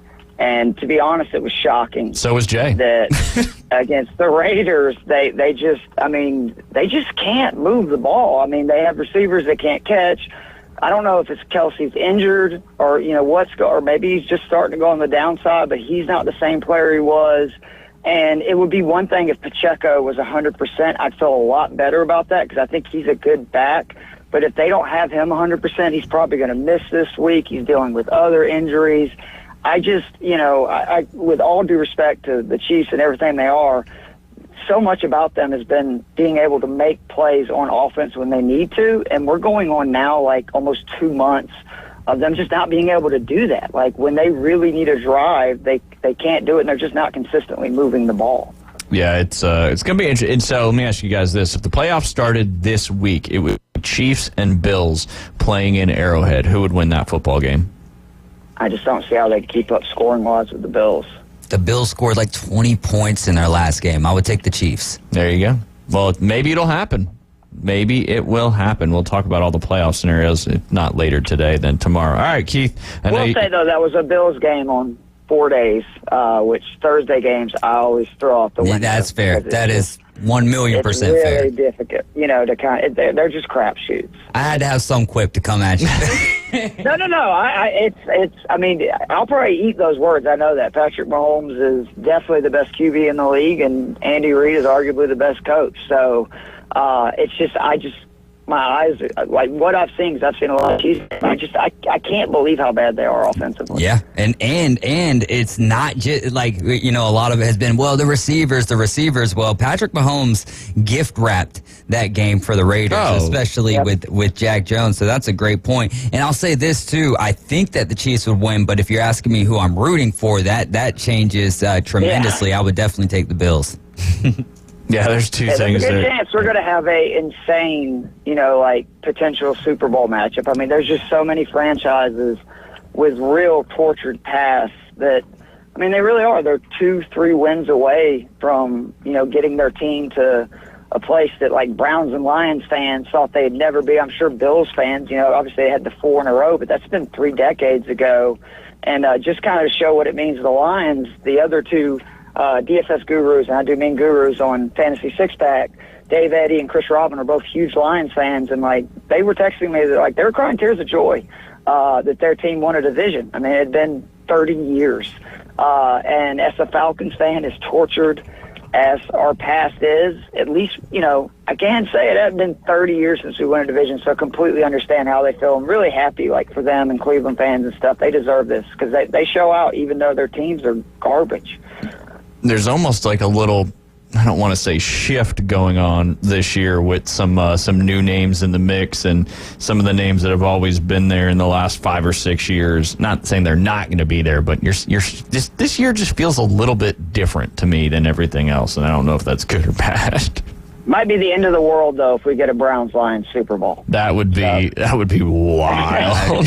Just don't be surprised, my friend. I don't think that we're too far, and I'm being serious, though. I really don't think we're too far from that reality. Yeah, 100%. All right, Keith, we got about a minute. You want to dive into a couple more real quick before you get into your plays? Yeah, just who do you guys think the MVP is? Is it Lamar if the Ravens win this week? It almost has to be, right? Yeah, I got Lamar. I think it's Lamar's to lose for sure. And how about that, too? I mean, 2 years in a row with only 12 games played, bets on himself with the whole being his agent and everything like that. I was one of the people that was like, man, I don't know if that's the, best decision. You need, like, get locked up, whatever. Not like locked up, incarcerated, but get locked up with the Ravens. Not the Michael Vick route. Yeah. And for him to, he's at this point in the season healthy. It doesn't have his main target and Mark Andrews, and for them to and running back by committee as it's been throughout the tenure of Lamar Jackson, I just think it's so impressive, and I'm just trying to give him all the credit that he's due with the decisions that he's made and to stay healthy all year long. Yeah. Yeah, no doubt. I mean, he was my number one fantasy football QB this year. Now he is, I think, just outside of being the number one scoring one, but everything I thought was right is he's just like, why are we kind of forgetting about who Lamar is? The playoffs have nothing to do with the regular season, and he's one of the best QBs in the league, and he does not get to do that a lot of the other quarterbacks had, including Josh Allen, who gets all this huge success. I mean, no offense, Josh Allen hadn't really won any playoff games either. But it would be pretty cool for Lamar to be a two-time MVP, 6-7 years into his career. Yeah, especially the last one was several years ago. So, but yeah. Hey, Keith, we'll take a quick break, and when we get back, we'll continue the conversation and get into your official picks here in a little bit.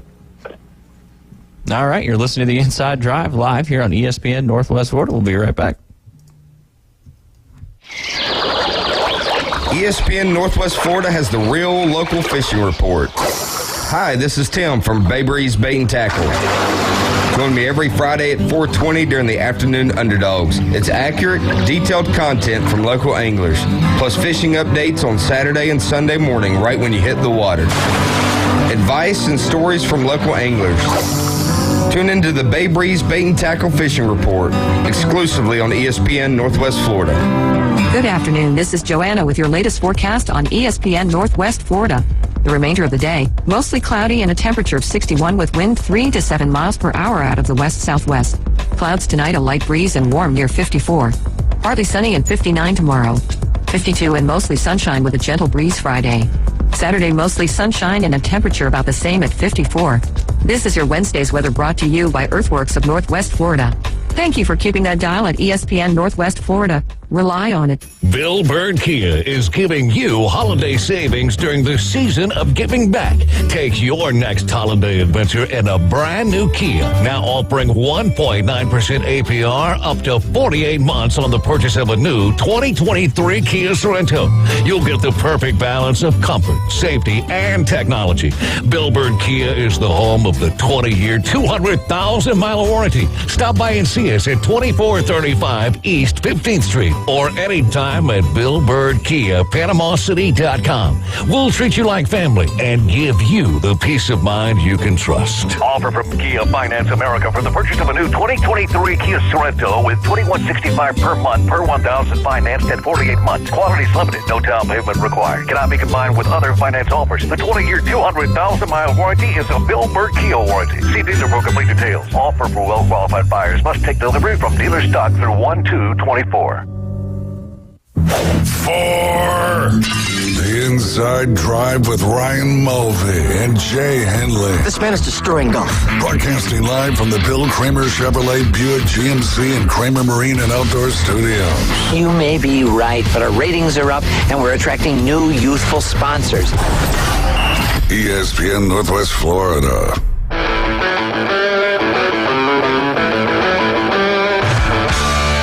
Welcome back. You're listening to the Inside Drive live here on ESPN Northwest Florida.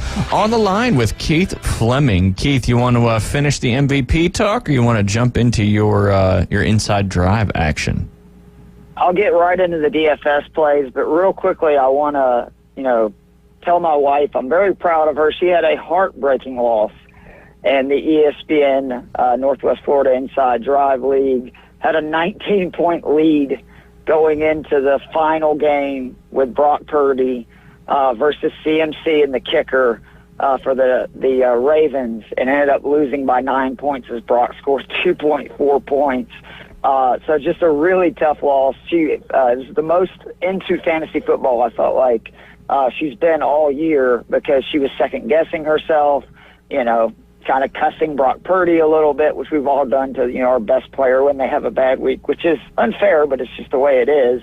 And I really tried to tell her, though, that, the whole deal for that league was to finish in the top 4 so you can get in the Champions League. She did that. She had the best record in the league. And, now I don't have to try to beat my wife in the championship, which is, kind of an added bonus for me. There you go. Yes, all about making to that Champions League and then not getting relegated like I did. Well, it happens, bro. It does. It does. You'll be back. I'll rebound. That's what I thought. So the DraftKings plays this week, real quickly before I get into them, this is the time of year where you really have to pay attention. You want to make sure you know who's playing, if any teams are going to make any changes, that's coming. And I do like to have guys playing for something.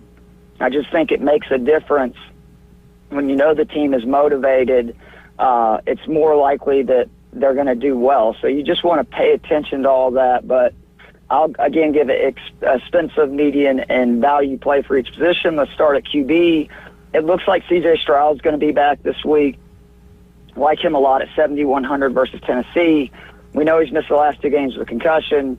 But this is just, Stroud at home has been unbelievable. His last 4 games, 11 passing touchdowns, averaging 346 yards per game, over 29 points per game on DK.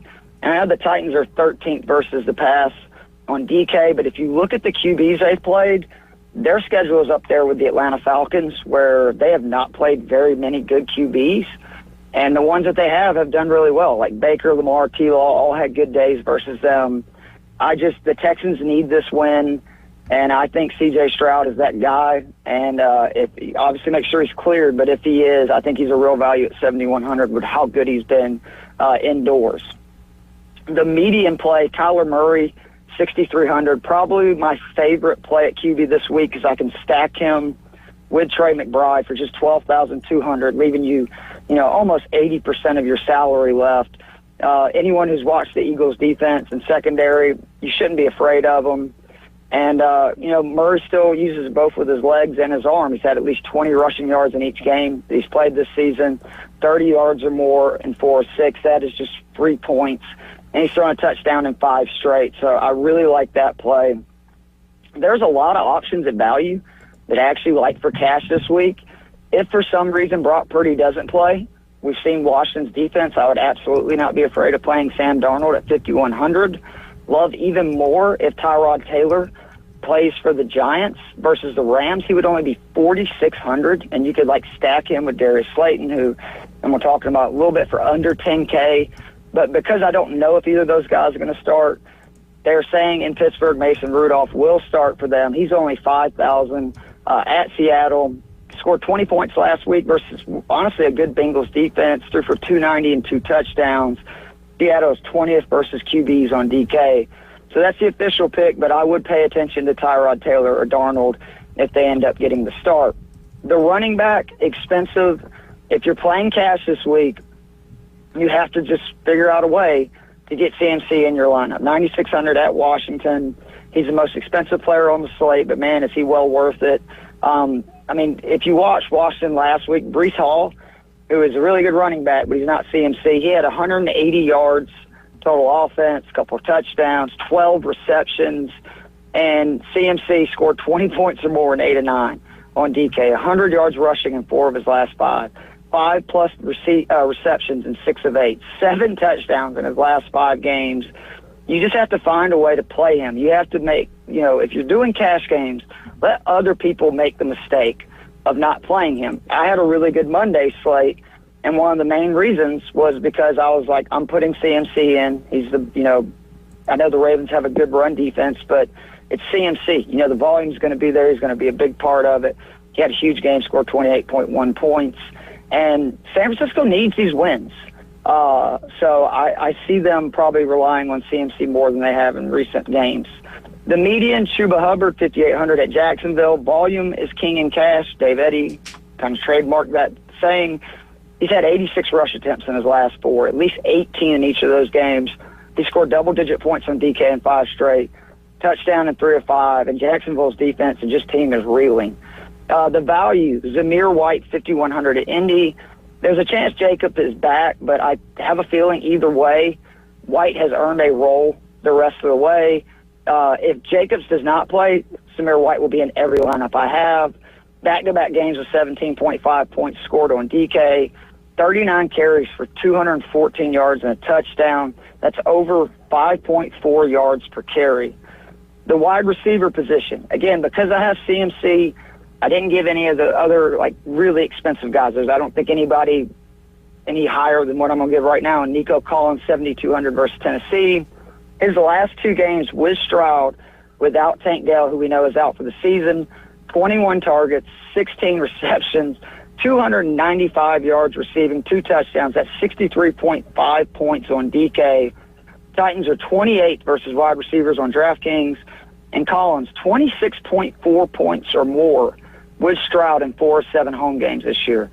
30-plus points on DK with Stroud in home games in 3 of 7 games in double-digit in all 7. He's going to be, again, another smash play.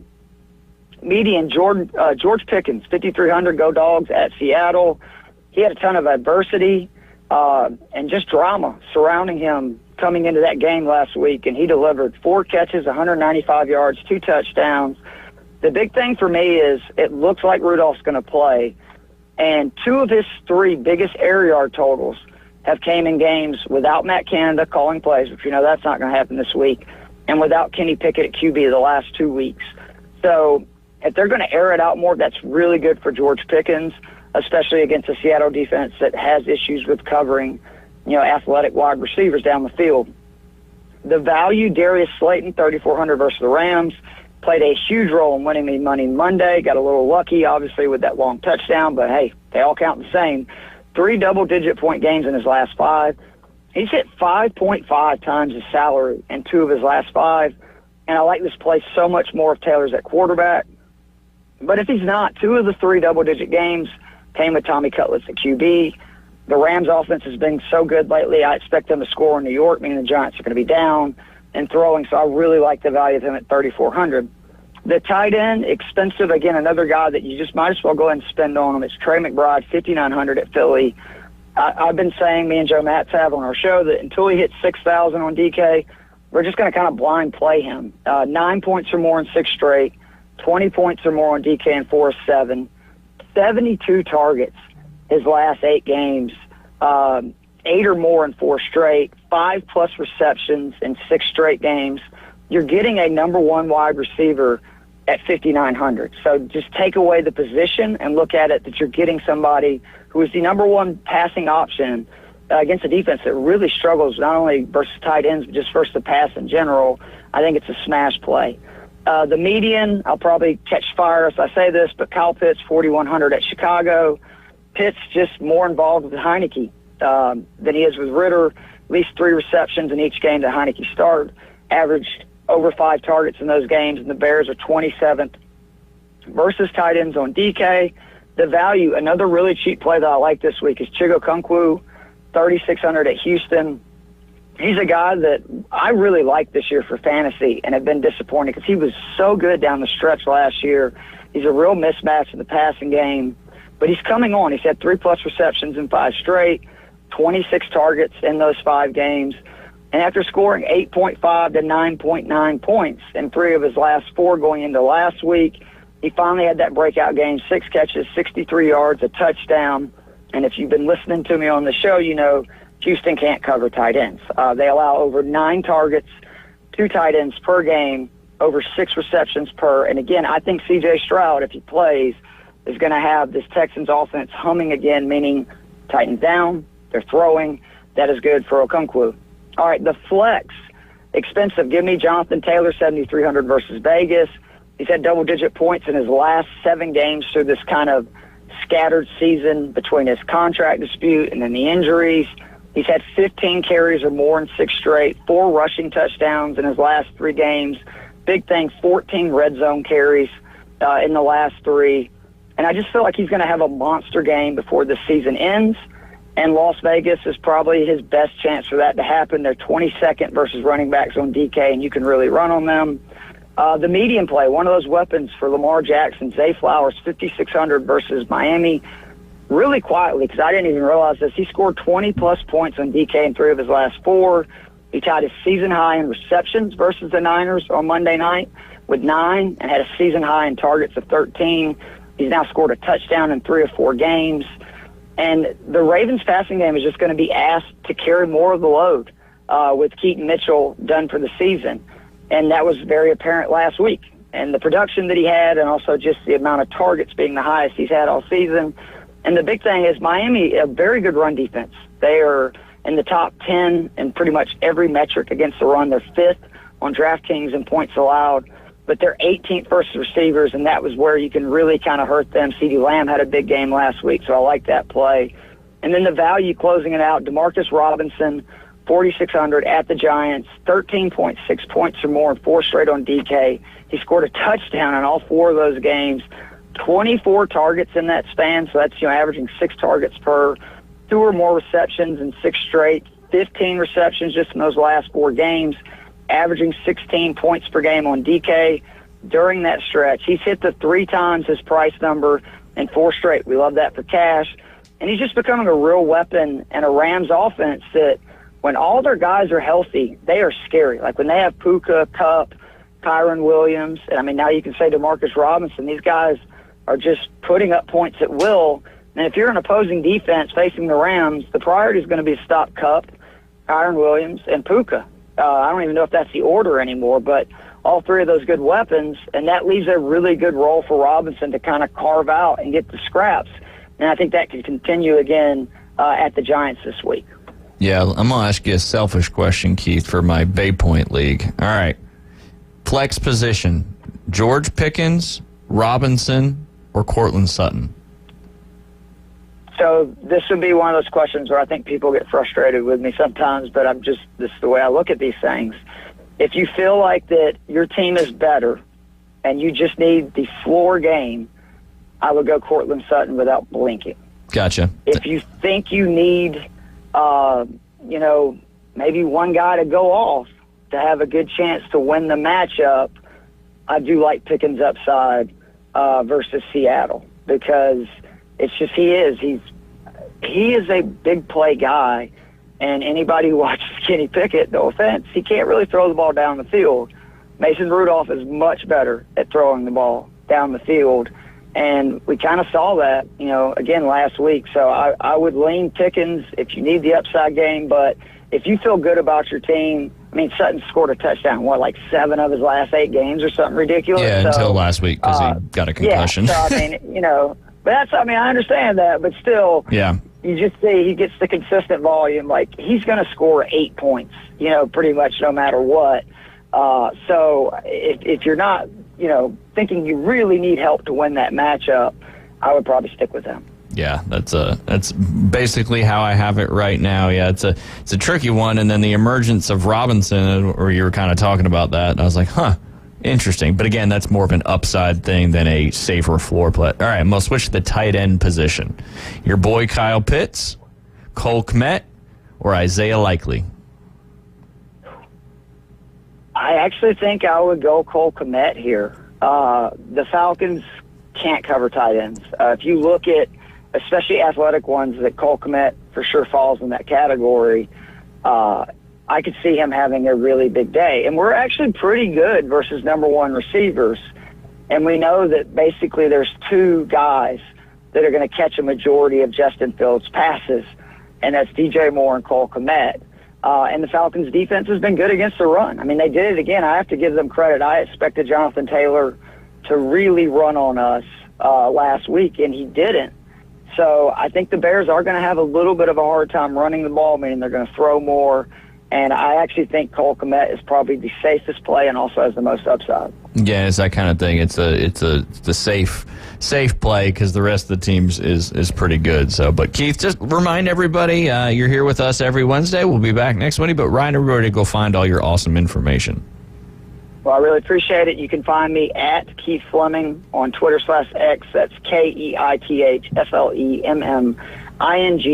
I have content that, again, I'll share on my Twitter page, but for two amazing sites, Fantasy Six Pack and also Fantasy and Frames. On both of them, I do DFS, prop bet type stuff. Me and Joe Matz have a show on Thursday night on Fantasy Six Pack, and then me and Joe have a show on Friday night on Fantasy and Frames. The Thursday show is our favorite DK plays, 6,900 or below. And the Friday show is the real value plays. It's 4,500 or below on DraftKings, and that's also where we do prop bets and we talk some showdown lineups for the Sunday, Monday games. But I'm also really ready to get back into golf pro. So it's coming up. It's right around the corner. I'm excited. It's just going to be interesting to see. I definitely know the Century's happening. Interesting to see what the rest of the schedule will end up looking like. We'll find out if they make something happen by the 31st. We shall see. It's kind of crazy. It is. But I'm excited that we're going to probably get some Tiger this year, which is big.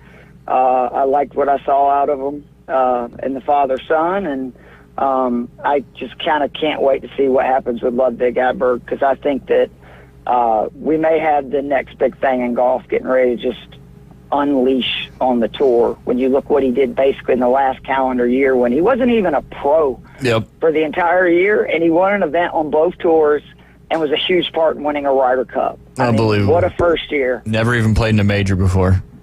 Whew. Could be a fun one. That's for sure. I would be looking at futures for him at Augusta, like all four majors. I would take him right now because I'm sure he's at least 20-plus odds. I think that he's going to be one of the best players in the world when he gets to all four of those. There you go. Well, Keith, we appreciate you as always. Next time we'll have you on the air, it'll be 2024. And I don't know if Jay will be here or not, but we'll figure that one out when we get there. Appreciate you, man. We'll get by one way or the other. No. David, Ryan, y'all take care, man. Love the show. No, we appreciate you, Keith. Happy New Year. I'm sure we'll talk, but Happy New Year here on the air. You got it, buddy. Thanks. See you guys. All right. That was Keith Fleming. You can find him at Keith Fleming on Twitter. That's 2 M's in Fleming. And we'll be right back here on the Inside Drive. We don't have Jay, but we'll figure it out. Mornings on ESPN Northwest Florida just got unsportsmanlike. Holiday cards, when you get somebody that sends you a holiday card, all they want you to do is then respond to them to tell them how great their family looks. Oh, wow, that's so great. Your kids are grown up. Guess what? Most of the people that you're sending a holiday card to, you've seen the family. They've seen your family. The holiday card is actually the most selfish act of the holiday season. Evan, Canty, and Michelle. Weekdays 5 to 7 on ESPN Northwest Florida. Hey folks, Chris Kramer with Bill Kramer GM. And the best place to listen to the Inside Drive with Ryan Mulvey is inside a brand new vehicle from Bill Kramer GM. And I want you to know we've got 10 times the amount of inventory on the ground as we did this time last year, and darn near all of them are discounted. So shop us online at BillKramerGM.com or visit us the corner of Frankfurt and 23rd. We'll make it easy and take great care of you. Bay Breeze Bait and Tackle, this is Tim.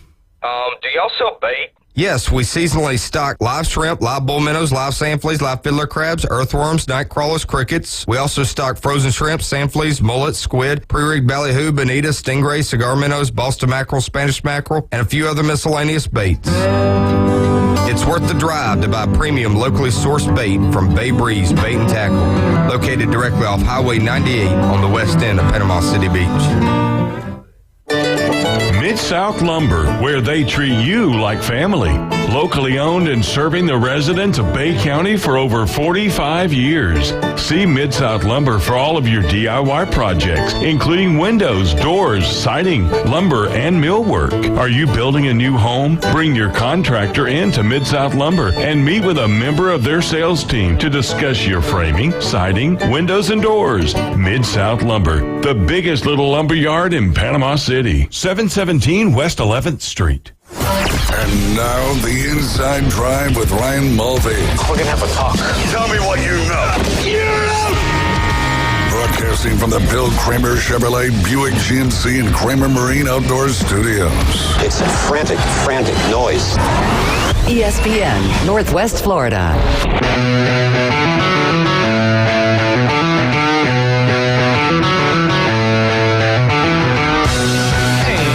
Welcome back. You're listening to the Inside Drive live here on ESPN Northwest Florida. Sitting inside these beautiful Bill Kramer Chevrolet, Buick GMC, and Kramer Marine and Outdoor Studios. If you didn't get a vehicle or a boat for Christmas, there is still time before the new year ends, and I'm sure they're looking to make some deals, and everything's darn near discounted, as you always hear from Mr. Kramer himself. So go check them out, the corner of Frankfurt and 23rd Street, Frankfurt Avenue, as Jay always says. Travis, I think we got you on the line now. Got me on here. How you doing, buddy? Not good. Not good. Well, hopefully maybe we can help. Nah, I'm just kidding. I'm not. I am pretty mad about it, but I'm not as worried at all. I'm just aggravated. With? It's like with Georgia and taking Trevor. Oh, yeah. I mean, I can't be aggravated at the Saints anymore. It's just it's a hopeless cause. It kind of is what it is at this point. Yeah, it's like, oh well, we'll be hopefully better next year. But with God, it's just I have said so many bad things to Trevor Etienne on Twitter. So many bad things. That dude, I have put on there that I hope he gets blasted the first play of this next season, like at the line. If there was if there was one team that you didn't want him to go to, is it Georgia or is it Florida State? I don't know. I mean, honestly. I mean, I know he's now transferring to Georgia, but I think it would be Georgia just because it's like a slap in the face. That same conference. Yep. Yeah, of course Florida State would be absolutely horrendous too, but like seeing him in red and black when he used to be in blue and orange, it gets kind of personal there. Like that dude, someone said, well, congratulations, Marco Wilson. You are not the most hated Gator. Hey, somebody had to take that role, and it looks like Trevor was trying to make that happen. I will say this, though. If they rely on him to protect the quarterback, Carson Beck's going to get injured because he sucks at pass blocking. Man, poor Trevor. Not poor Trevor, but yeah, kind of a wild decision, that is for sure. But I mean, I guess through his eyes, he's looking at what kind of shot do I got of winning a national championship, I guess. But well, you see, that's the way I don't get. And I mean, I guess I would understand a little more if it were me in those shoes. But why would you want to go somewhere where you might be, you're probably going to be in the same position because they got a 5-star right behind him that they're probably going to run 2 different running backs like he does at Florida. So you're going to ride the bench for half the time just like you would just to get a ring. But at the same time, like, doesn't that make you feel like a quitter because you didn't really try to make a program better? You went to a program that's already destined to win another championship. I guess it's the motive of the individual player, but that kind of brings up an interesting point. The way the transfer portal has certainly taken over college football, and you've got some programs barely even taking anybody out of high school anymore. And when you've got the ability to just up and go. But yeah, do you think? Let me ask you this: do you think going to arguably your biggest rival? I know Florida State's a huge rival as well, but I'm gonna say in conference is a different story. Do you think that plays into the loyalty to your college and your commitment is continuing to get further and further out the window? Of course, yeah. I mean, the loyalty, commitment, and anything is thrown out of the window at Florida automatically when he throws that red and black on. Like, that's not even just transferring. Like, just transferring, you know, I wish him well. That's the way I was. I was like, oh, well, he's gone. I mean, we got some pretty good running backs. It's not like that's a horrible position to lose, even though he's a great player, because there's so many of them. But, you know, that transferring, oh, yeah, have a great season. When you transfer to a in-conference rival, and not only that, I mean, have you seen some of the stuff that he's put on Twitter? No. It's like he deleted one that said, "How you gonna hate me for doing better?" And he deleted it, and I was like, "Yeah, that's just that smashes loyalty too." Because like now you're not only transferring, you're transferring to an SEC rival, the biggest one. Oh, no doubt. And you're hating on the school that you just last year said you shut your brother down when he started talking about transferring, and you were like, trust the process. We're doing good. You know, like if you look at his tweets from, if he hasn't deleted them, from last year when, you know, we would lose games, he was optimistic, and you would have thought he would have never left. And then at the end of the season, he transfers to Georgia. That loyalty's gone. Well, and how many times have we seen it even outside of the transfer portal, but within recruiting and people making commitments and then backing out on their commitment and going somewhere else? It's just, I mean, it kind of seems like it's going down in every level. Do you think, obviously he entered the portal, but he was the number one ranked person in the transfer portal. Do you think it had anything to do with the money that potentially Georgia was able to offer through the NIL? I don't think so. Well, I mean, it could have been, because, you know, the thing that I think about is why would you, do you want to be, this is a question for me, do you want to be known as the guy that turned a program around or the guy that joined a winning program and won inevitably?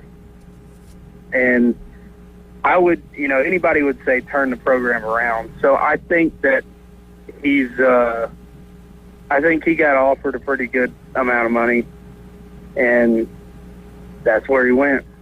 Yeah. Do you think the fact that there's been a lot of recruiting flips and a lot of people who have transferred as well out of Florida, that impacted his decision as well? Because I know you mentioned turning a program around. Obviously, he can't do that just himself. But with the departure of a lot of people from UF and then a lot of flips in the recruiting world as well, do you think that weighed that decision as well? I think his family weighed that decision. His family, the ETNs, I'm starting to realize, are some of the worst freaking. They're the worst on to each other, as far as that goes. They give, like, Trevor's brother has been on him about transferring. Like, they won't let him play his game. His mom is about as bad as him. And his mom's tweeted a couple things too, but all year last year, every time they had a bad game, it was, you know, Travis was on ETN, or Travis was on Twitter saying, oh, you might want to transfer here. You might want to transfer here. I think that weighed in a lot. Gotcha. Trevor's a young kid, and what do young kids do? They listen to their families. They think they have the best in for them, and they very well might. I'm not saying that his family's wrong, because, you know, ultimately, if they are the reason for this, they got him to a winning team. So, I mean, I'm not saying they're wrong. I'm saying let the kid play his game and quit trying to get in his head. Yeah, it's a wild world now with all the ability to transfer and the NIL money and all these changes happening so quickly. Since we only got one more show left in the new year, so the college football playoff games will be played prior to us getting back on the air on Tuesday the 2nd. What do you think, Travis? I want to get your thoughts. Who's going to win the two playoff games? Let's start with Michigan and Alabama. That's such a hard one to do. And whoever wins it, I'm predicting to win the whole thing. Michigan's such a tough team. I mean, they will battle you black and blue, literally. It's Blake Corum in the Penn State game. But Alabama's a new team. They're rejuvenated since the, middle of the season just about. I started out with Michigan winning it all, so I'm going to say Michigan. Okay, there you go. But you think the winner of that game goes on to win the overall football college football national championship? Whoever comes out of that, I'm predicting to go the distance. I think a lot of people are as well. What about on the Sugar Bowl, Washington versus Texas? I know who you think the winner of this game isn't going to go on to win, but who do you think is going to win that game? Interesting matchup between Washington and Quinn Ewers and Michael Penix Jr. I like Washington, honestly. I think they've been on a roll. Texas has been too, but we're not. I mean, in my opinion, Texas is the one that really didn't deserve to be in there. They beat Alabama one time in the second game of the year, and if I'm not mistaken, they didn't even know who to put as quarterback at that point. They were trying out different quarterbacks in that game, if I'm not mistaken. But then they went on to lose to Oklahoma. They are the ones that I think could have been switched out with Georgia or Florida State. I think Washington. Okay. Would you think it would be poetic justice for the Pac-12 if Washington were to go on and win the national championship? I think it would be incredibly ironic. Yeah, definitely. Incredibly. But, yeah, I mean, I do. And also, I mean, this might be just me because I focus on mainly SEC, but I'd never really heard much of Washington for a while, so I'm glad they're in it. I was rooting for them against Oregon, and plus I think Bo Nix is a phony, but oh well. Yeah, it's going to be, it's coming up in just 3 or 4, today's Wednesday, so that's 5 days away. You got your 2 national champion, or your 2 playoff games. The last 2 playoff games where we've only got 4 teams. I think expansion happens next year. All the conferences expand, realignment, all that stuff. It's going to be a wild world in college football next year. A lot to talk about leading up to the season, but we still got a lot of big games coming up, including several bowl games right here on ESPN Northwest Florida. Hey, Travis, we got our end of the show coming up in about 30 seconds. Appreciate you giving a call. Take it easy on ETN there on Twitter. Can't do it. Hey, you do you, man. You do you. We appreciate you calling, and have a good rest of your day. Yes, sir. You too. All right. Thanks, Travis. Travis, the big Gator and Saints fan, and that news, we didn't mention it earlier in the show, but yes, he was the #1 player in the transfer portal, is now going to be a Georgia Bulldog. Some crazy stuff going on in the college football world, and we look forward to these games later on today as we're getting really into the meat of the bowl season, that's for sure, and good luck to all your bets and the people that you choose and pull for. So we'll be back tomorrow. We won't be here on Friday, but then we'll be back on January 2nd. You've been listening to The Inside Drive live here on ESPN Northwest Florida. We'll see y'all tomorrow.